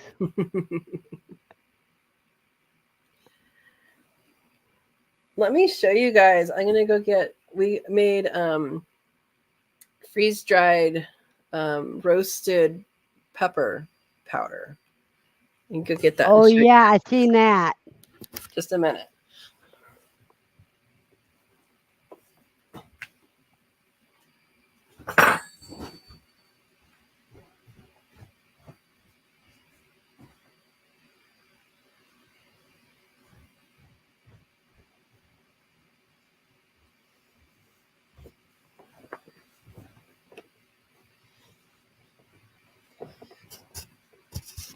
All right. So we had some yesterday with eggs. It was really good. Good morning. What's the best way to season eggs for your good egg? Are quail eggs healthier for the human brain? It is better to eat than chicken eggs. They are higher in all the nutrients than chicken eggs. I don't know about specifically for the brain, but they have everything better. They also have more, they have the B complex vitamins that chicken eggs do not have. Right. Yep. They are better in a lot of ways. So this is a roasted red pepper. These are the spicy peppers that I freeze dried. And you can see it's nice and powdery. And look at that color. And the key to this, it smells amazing, is roasting. So you roast it before freeze drying. You can also dehydrate and then put in the blender. But it was so good. And it smells amazing. And then I did the same thing with cayennes, and these are homegrown. You know, all of these are homegrown cayenne peppers, but look at that. I mean, it's so much brighter than what you get in the store. That's what impressed me about it, and it's not getting the right color really on the video, but Videos usually don't. yeah, but it's so much brighter and more vibrant than what's in the store, and I kind of wonder like if that has to do with the freeze drying or if that has to do with it being fresh or what.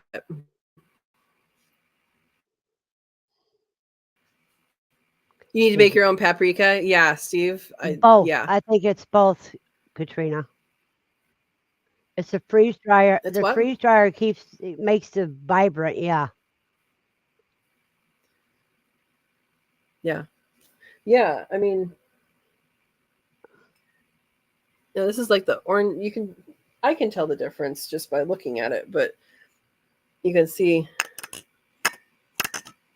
this one right here is the roasted red, and then this is the cayenne. Oops, that one's the cayenne. I'm trying to find a certain thing here to answer about the food. The nutrition. Yeah, just a second. Yeah, so Dawn says smoked paprika would be cool to make. Absolutely. Or, I mean, there's all sorts of these flavors that you can do, and then turn it into a powder, and put it on something. Um, I at some point I was collecting old spice bottles, and I'm hoping I didn't throw them away because I think I should put some of this in a spice bottle instead of a jar. Be more useful that way. Well, you want to keep your big container, your big jar for all of it, and then the In spice smaller bottles to amounts. keep in the kitchen. Exactly. Exactly. Steve says garlic, paprika, celery salt, and pepper, my must-have spices.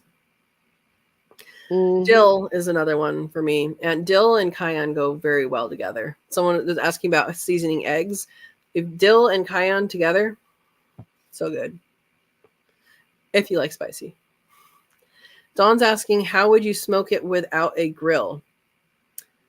A smoker Uh, or on a fire.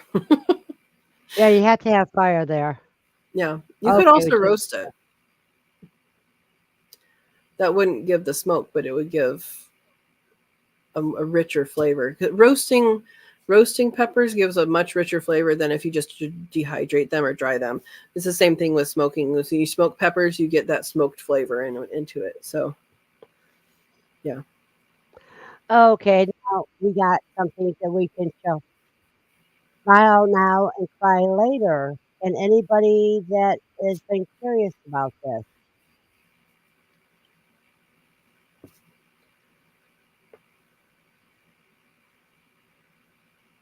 Andy says dill's good on rabbit. It's good on most uh, things. now I'm going to tell you this is for 9-gram eggs, Those are which very small. and those are standard size, like quail eggs. Calories is only 14, 1 gram of protein. Chlorine, 4% of the daily value. This is just for one little egg, which is about the size of 1/4 to 1/6 of a chicken egg. And that's folic acid, 2%, botanic acid, vitamin B6, 6%, phosphorus, psyllium. It has a lot of good stuff. Right.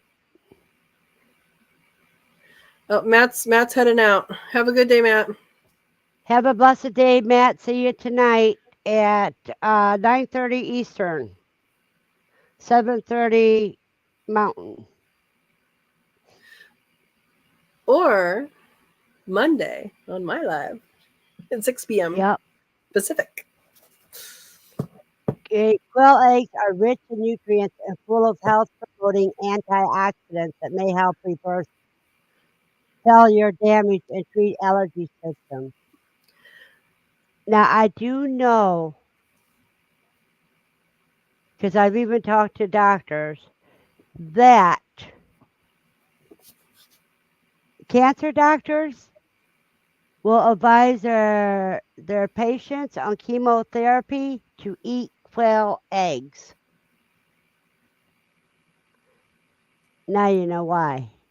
There's a lot of studies, like, don't just Google, but look at real um, studies, like papers that have been published.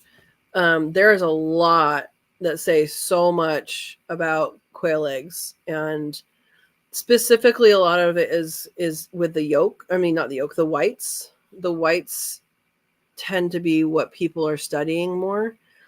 Um, and then sometimes they do hold the whole egg, and there's a lot of um, really good positive results from using and from consuming these. Yeah. Andy wants a link to what you're looking at, Verna. Oh, okay, awesome. I'm going to send this link to you guys. And Steve says, plus the protein in a quail egg is different and better than the protein in a chicken egg. It's different. Right, and it's the same protein that they use to make vaccines and stuff in. Yep.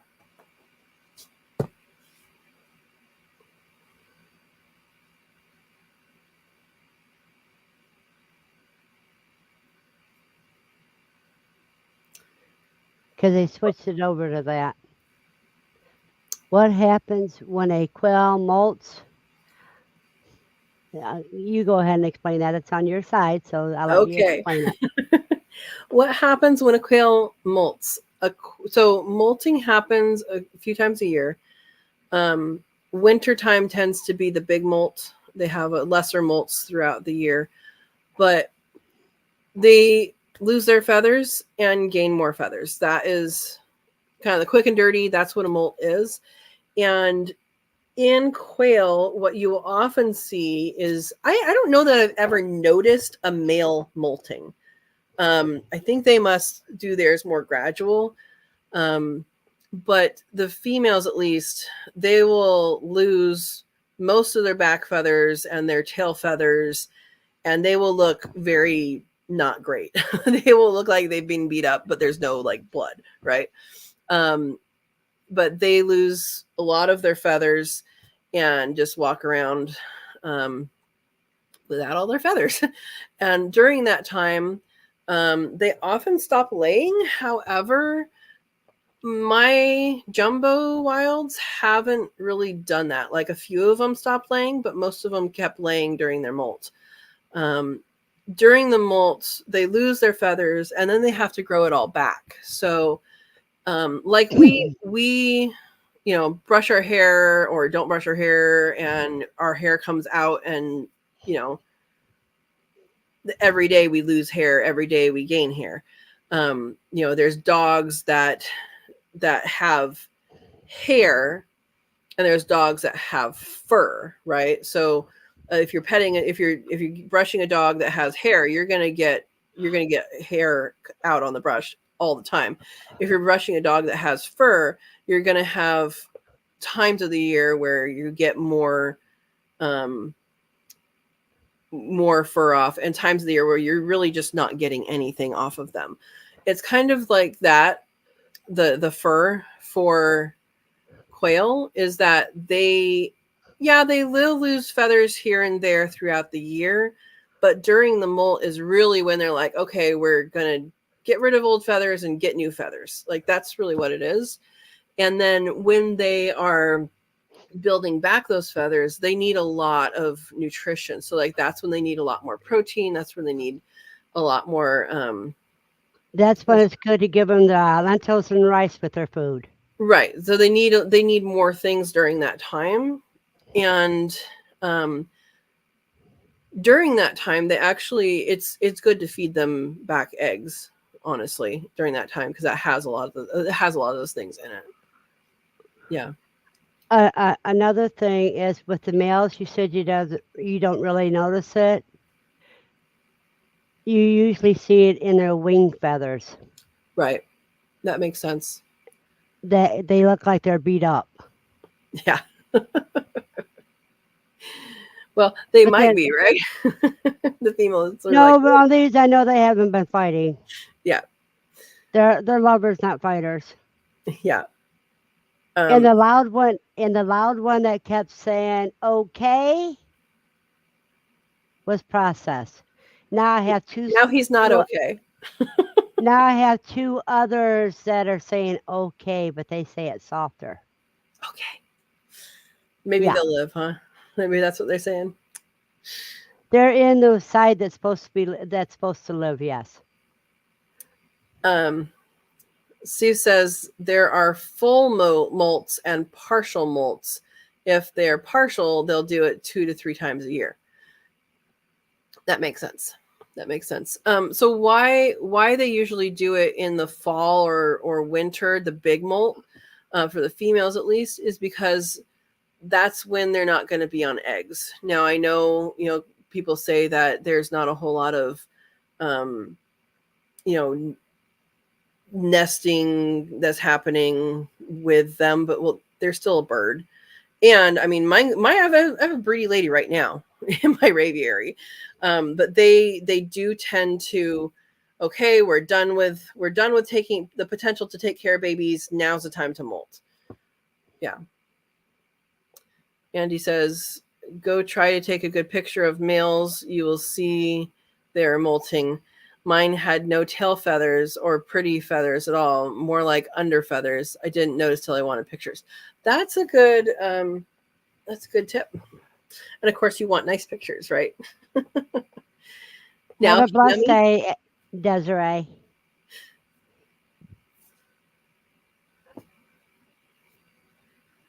bye Anime.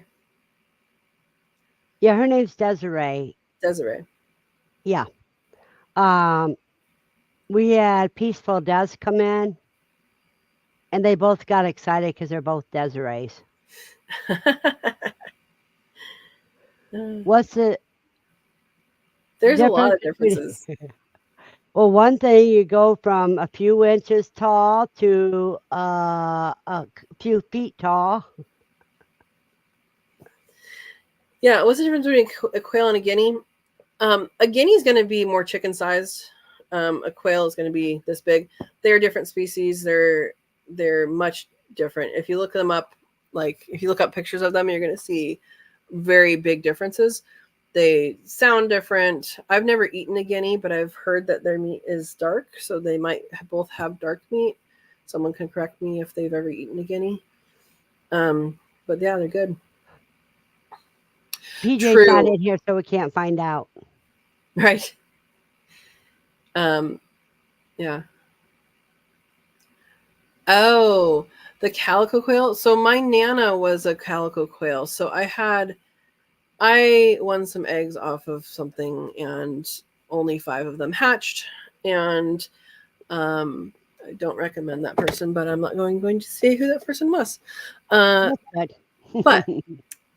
she was the only one that really did well. There was 5 that hatched. One of them died. One of them got beat up by the other ones, and I had to put out of its misery. And then it was 2 males and her, but she was so little, and all the rest of them were boys. And she crowed when she was little. I think because maybe she had to blend in. I don't know, but she crowed when she was little. I thought she was a boy until all of a sudden there's eggs show up. Um, but she was a really, really broody girl. Never hatched anything. She was broody like 8 or 9 times until I was like, I'm going to take you into my brooder and see if you will raise my chicks. And oh my gosh, guys, if you have a broody quail and you hatch regularly, do that. Bring your broody quail in when she's broody, give her chicks, and you will have the quietest chicks ever.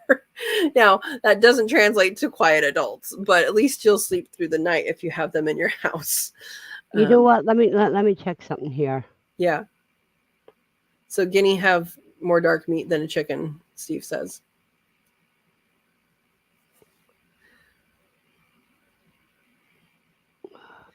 But yeah, she was a calico, and she was pretty girl, bow-legged, but she was good mama to the babies. Okay, I was thinking calico that my shire had calico, but no, they have No, the Cosmo. yeah, they don't have calico. Calico's pretty, but I wouldn't get it from the person that I got it from. Again, I won eggs online. um, I recommend my shire. That's I've only gotten eggs from 2 Well, places. He's the only one I've bought from, and his stock is good, and he answers everybody's questions, and he's so helpful and instrumental in the quail community, and I support him 100%. Yeah.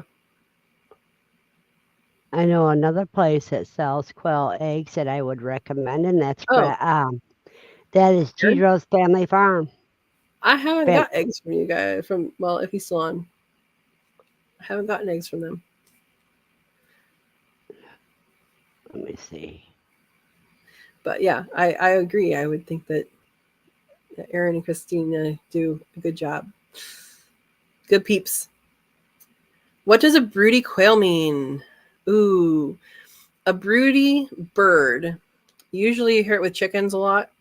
It means that they are um, wanting to hatch babies. So what they'll do is they'll end up sitting on eggs, and they sit down hard on them, and they will want to incubate eggs.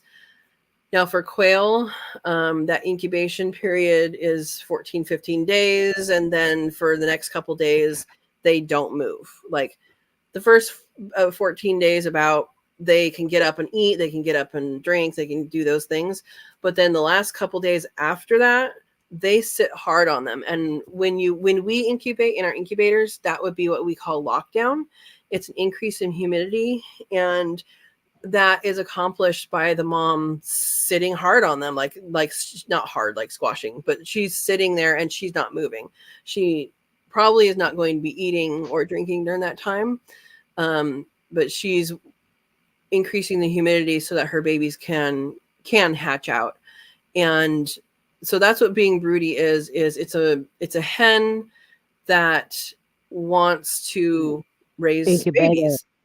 And in the case of chickens, it can be really hard to break. I haven't tried to break a quail, but it can be really hard to break because they just sit in the nest box all the time. And even if you take the eggs out, she'll still sit there because I don't know why. She's broody on nothing. But they just have this drive, especially in the summertime. If you don't have lights on your quail or your chickens, especially in the summertime, they'll be like, I need to have babies, and they'll have their own eggs. They'll have their the other lady's eggs in there. She'll move so that they can lay in a pile, and then she'll just sit down hard on them. And one mama has the potential to hatch babies from all the other ladies in the area. So it's not necessarily only her eggs too. Hopefully that was a good explanation. Hey, Amy's here. Hello, Amy. And like you said, if you got one that's broody all the time, put her in your brooder. It was a life changer. And then she had 3, I think. I think she had 3 before she passed. And she was just old. She was one of my really old ladies. And it's kind of funny though. She never got picked on in the aviary. I think she was pretty high on the pecking order, even though she was pretty small. She was definitely a standard sized. And she laid eggs up until her last day. Yeah. Yeah, so Andy Rabbit says, my little chicken was sitting. I went to put some quail eggs under her. She was sitting on a rock. Yeah, she's going to hatch that thing. She's going to have rockettes. Then we'll have to take him to New York. Sorry. I don't know if that was stupid or creative. Never be sorry for the humor that comes out. Oh, good, because it comes out all the time. If it's too dry for some, I can understand it. Okay, Andy appreciated it at least. Well, Andy's got our humor. There you go. Amy appreciates it too. Amy's ramping up for incubation. Awesome. I need to collect eggs again, but I'm not going to do that until, well, I probably could, but I want to see if my broody mama has babies. She's still sitting on them. I left before Christmas. She had been sitting on them. I should look and see when that video was. She'd been sitting on them a couple days before I told you guys about them. Yeah. She almost spewed the computer. Oh. Decorations. Yep. My mind's going blank. My anxiety's gone away, and so the anxiety medicine's still in my system. So now it's just kind of making me like ready for a nap. But I couldn't take a nap if I wanted to right now because the doors are open because Lucy's out. There you go. There you go. Yes, quails do communicate with each other. They have different chirps. Mm-hmm. And when they get mad, everybody knows. Oh yes, and that chirping is so funny. With me raising them in my apartment, I can hear everything going on. And when they do that mad thing, if you go in there and watch, they're in the center of the cage, and now the others are right up against the walls. Yeah, and when I brought the Nana bird into the brooder, she had something that I hadn't even heard before because I wasn't out in the aviary all the time when I'd had them over there. So that was basically her chirps for that was another form of communication. Yeah. We have question marks. Yeah, so yes, they do communicate with each other. They have tons of different there's like the male quail will do their crow. So that's something the males do. They make a cricket sound. They make I've seen, I used to have my original male is still the sweetest male I've ever had. And he would sometimes in the crumbles of the food, they'll find a big pellet. And boy, that's exciting if you've ever seen them find that.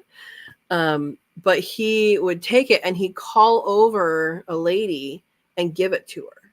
So like he was actually giving her, this wonderful thing.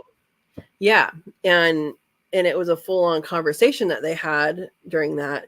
So if you're around really any animal, you're going to observe that communication. But Ken, how far north are you of the Bay Area? He's in California. Mm-hmm. I remember. Yeah. The mad chatter. Yeah, Amy's, because they yeah. Yeah, they definitely talk to each other.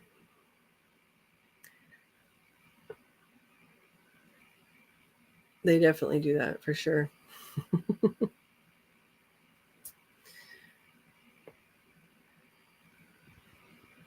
And the vines, you can dry the vines and use those for weaving and stuff. For the loofah? Vines. Yep. Loofah vines? He's I in have seeds. Sacramento County. Okay. So Ken, you're close to Linda. She's sometimes on. I'll introduce you when you guys are both on. Linda Easton Waller. Mm-hmm. Yeah. Cool. She was on the last live stream, yeah. She was on Wednesday evening. Yeah. Yeah, they're so much fun. They're so much fun. And you can just sit in the aviary. That's another reason I have an aviary. You can sit in the aviary and like they'll just, once they're used to you, once they know who you are, they'll just do whatever the activity they're going to do.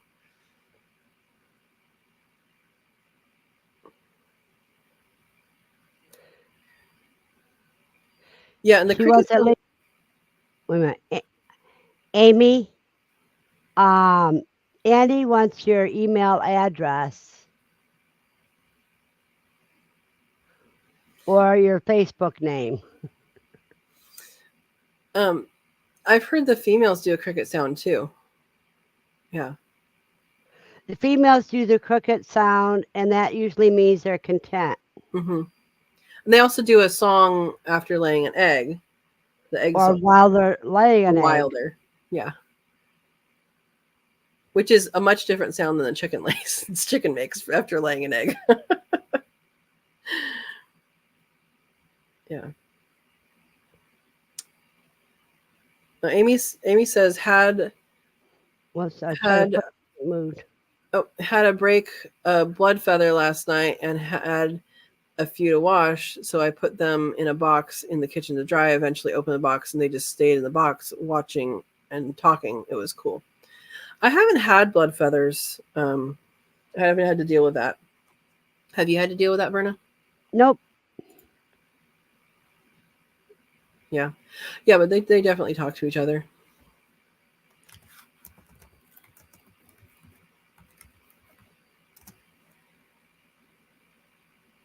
Yeah. I know for bleeding, I haven't used it on animals, and I'm not going to give like medical advice, but yarrow stops bleeding. So yarrow, I know Matt was talking about yarrow earlier. I actually have some that I just dried and kind of crumbled up and put in a jar, and I've used it for that.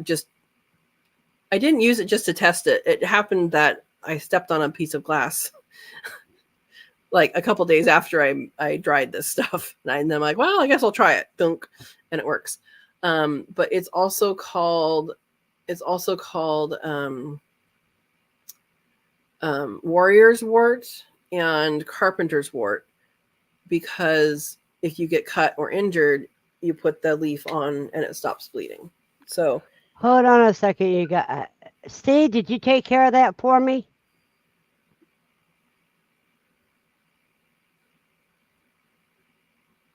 Uh-oh. Was there somebody? Yep, we got a problem. Hi, Bayou. Or Bayou. Amy makes a plantain comfrey salve. That is good. And Steve use must have got balm rid of it. for beak injury. You can also use cornstarch for like we cut over after as a chicken. We trimmed her nails. Her sisters don't need their nails trimmed. She's top dog in the Rackin' house. So what she does is her sisters will dig the holes and then she will take over. She'll steal them from them. So her nails don't get worn down as much. So we end up cutting them with some like dog nail cutters. She's so dramatic. We always have some cornstarch available in case we cut down to the quick, but it hasn't happened yet. So hopefully it never will. But there you go.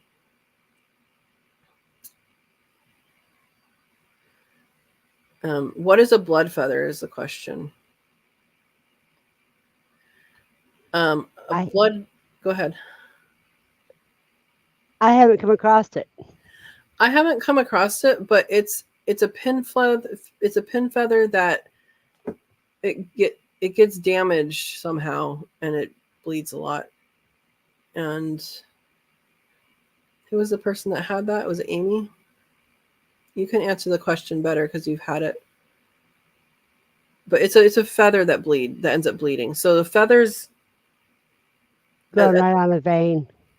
yeah, they're right where they come out. They're attached and they're like more living. If you cut a feather further back, it's not going to hurt the bird. But if it's right near the tip, then that's where things are attached and stuff. Yes, sugar. That is quail are dark meat. That's why I'm raising rabbit for white meat. So I have both. Yeah, quail is a totally dark meat. And was it somebody Oh, hunted or did somebody raise quail that you got to taste? thank you, Steve. I'm actually. It was somebody just popped in and then left, and I tried to stop it. It happened at 12:15.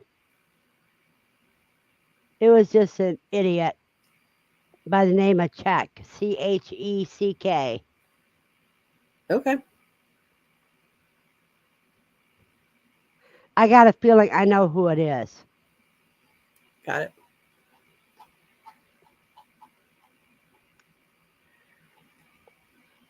Okay, Amy has an answer. As a feather is growing in, it has a blood supply seen on chickens more so More for so. me. Most feathers aren't blood feathers. Typically, blood feathers are primary and secondary feathers. Yeah, so as it's growing at the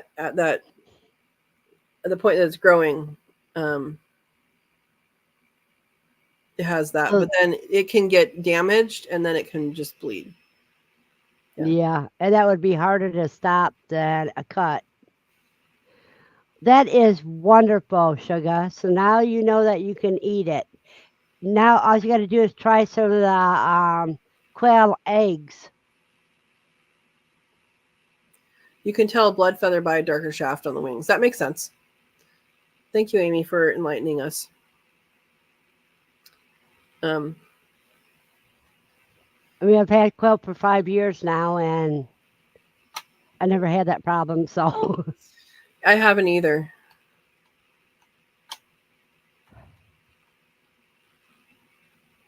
Yeah, but that's why we have a community and we can talk about these things so that when we have that problem, we know what the issue is.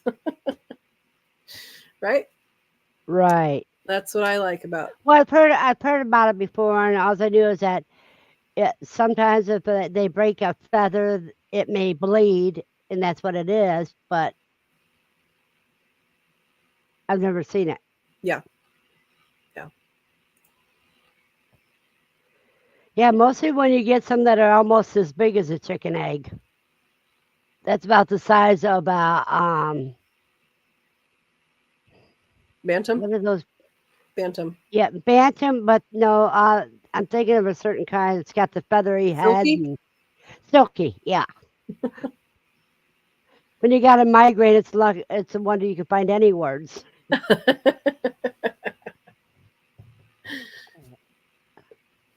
Yeah. Yeah. Yeah.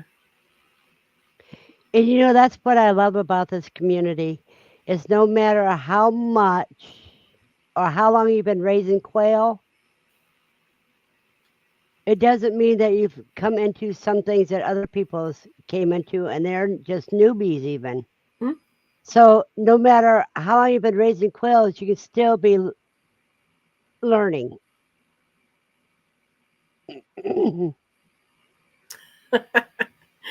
It looked like a murder scene. I could only think of Zach saying they find the weirdest ways to hurt themselves.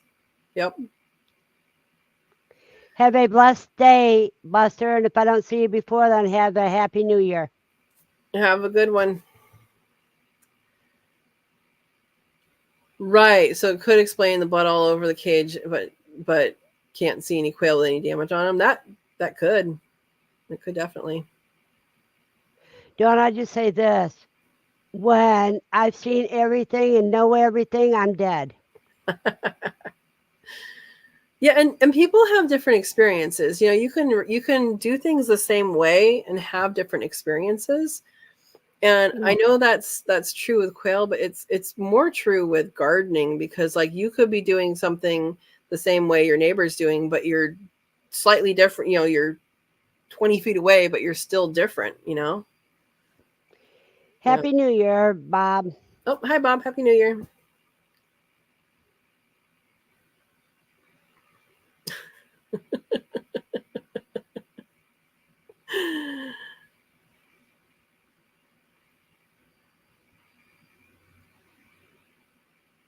You get a new hobby when you know everything, huh?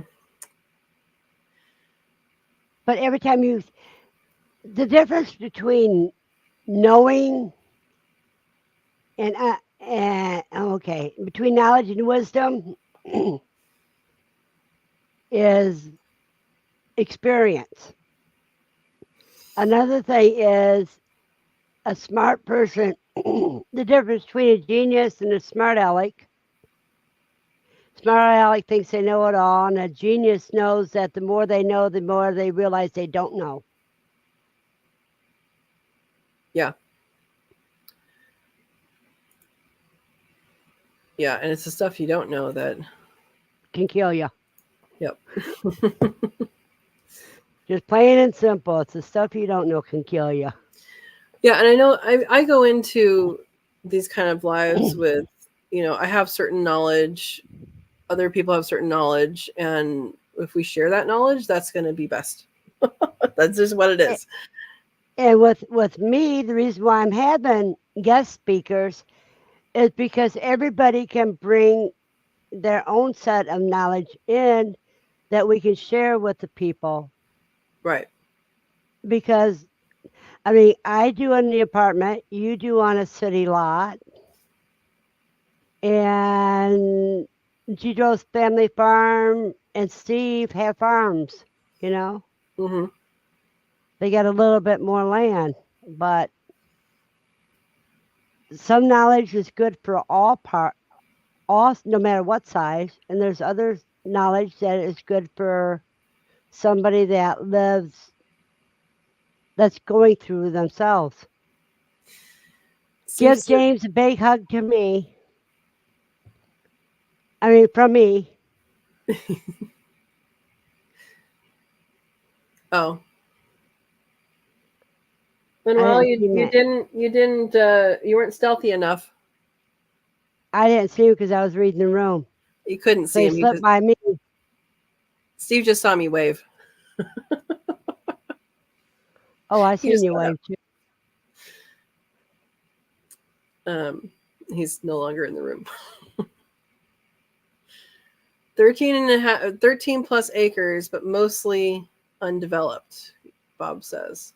Well, that's what I would consider that a farm. Well, you got a forest and a small farm. You have space. Yeah.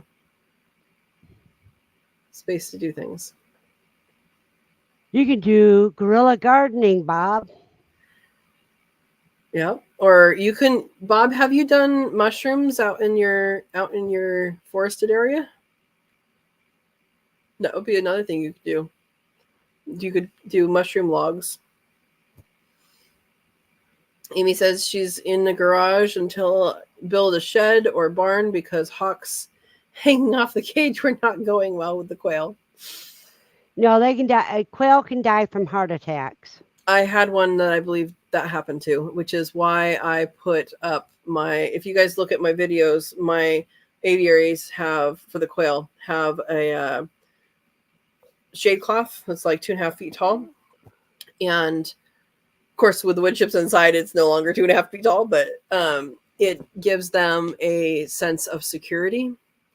Gives them a sense of security. It keeps the compost in, and then it also gives a wind block. Yeah. Amy says Yeah, mushrooms are planned for this coming season. yeah, but when you were asking about Bob about mushrooms, he's in New Yeah. Mexico, so it's too dry. He says way too dry for shrooms. Yep. Yeah. You could do something though. You can grow onions in the desert. There's wild onions. I don't know why you would. I don't like onions. But you could do, root stuff.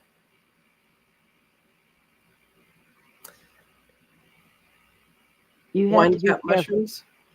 You still have to be careful with those. Yep. Yeah, there's only two mushrooms I've ever foraged. One is the uh, morels, and Steve, that's something that's out by you. You should have morels in your area. Those are pretty easy to identify. As far as I know, there's nothing that looks like Yeah, them, but we call them sponge mushrooms. right, that would make sense. But definitely check with sources other than me. And then chanterelles are something that we have here that just got named our state mushroom. I didn't realize we needed a state mushroom. Yeah. Ken says, do quail in the wild migrate to different parts of the world, or do they stay all year round? Stay all year round. There's multiple different kinds of quail. So the quail that I know about are California quail mostly, and they stay. Um, and They then um, bob whites, I don't know how they move. no, they Do they they they stay? stay. Okay. They stay because they're not great flyers. I know they're not great flyers, but sometimes there's like local migrations, but they don't like fly down to South America or anything like that. Like, but there could be some local movements, like maybe They this may area. yeah, they might like do like fields in the summer and woods in the winter or something like that. Yeah. Yeah.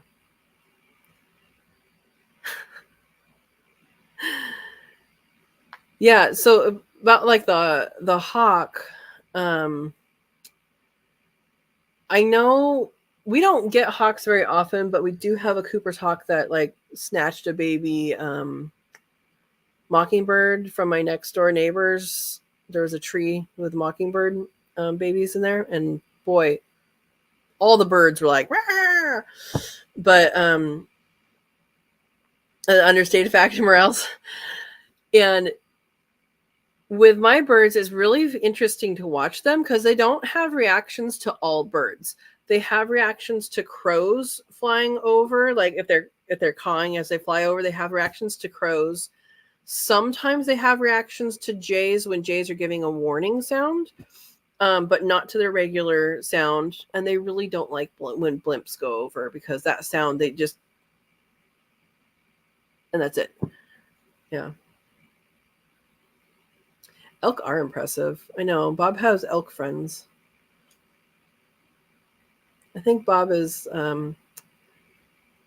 Dr. Doolittle. Yeah, and he lives on a mountain too. Yeah. So it's a wonder he doesn't have any wild goats. Yeah, mountain goats. I don't know. There might be mountain goats down there. 80-pound doggy. Yeah. Bob, what kind of dog is Luna? I've had elk. I've eaten elk.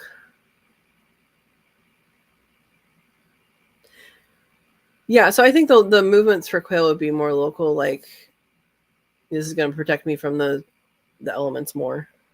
Uh-huh.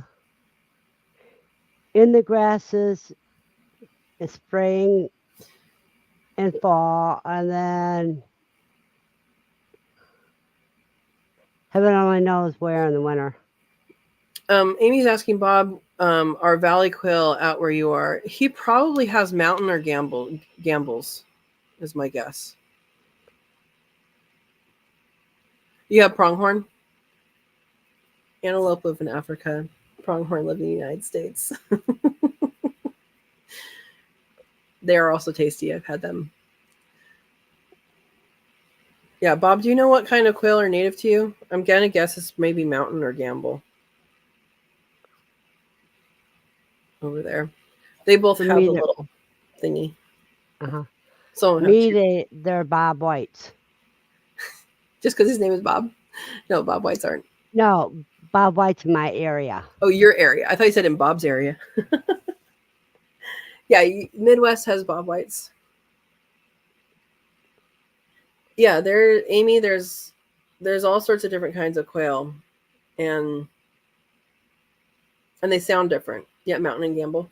Hey, I got it right. That was And really Bob bright. Look at that. I have light. Ah, sorry. and Bob White comes. Their call is actually Bob White. Bob White. I've heard them. I went to school in the Midwest, and I've heard them do that. Yeah, and mountain and gamble sound different than Californian and different from each other, but they both have the little wink. Stray feathers. Alfalfa feathers. Yeah. Except for it's the front of their head instead of their crown. Yep. Yep. They're fun. Top Well, notch. you I think it's getting close to time for us to close this out Okay. because my migraine is getting bad. Ooh. Yes. Close your eyes. Get a compress on it. Yeah, with me, it's a hot water compress. But me, I just have to take something and lay down. Right. Well, thank you for having me on. And thank you for coming. You are very interesting. Hopefully, a good one. Yeah, You the are sun's up always a good now. I one. see it over there. It wasn't up when we started. I And know. you have, and you all have a blessed day. And maybe if I have time, I'll be on New Year's Eve to bring in the New Year's. Awesome. And then So you all have a. I'll Go have ahead. go ahead. No, I was telling you. Go ahead. Oh, and then I'll have what I believe is the first live of the new year on Monday at 6 p.m. Pacific time. And yeah, everybody's welcome. We're gonna do it. We're gonna do the live. Yeah. Well, we're usually too early in the morning for. It's pretty early. I usually pop on. Usually, what happens is I pop on either like the last half hour, or I'm like, oh, it ended. Whoops. Yeah. So Happy New Year if I don't see you before then. Happy New Year if I do. Thanks, guys.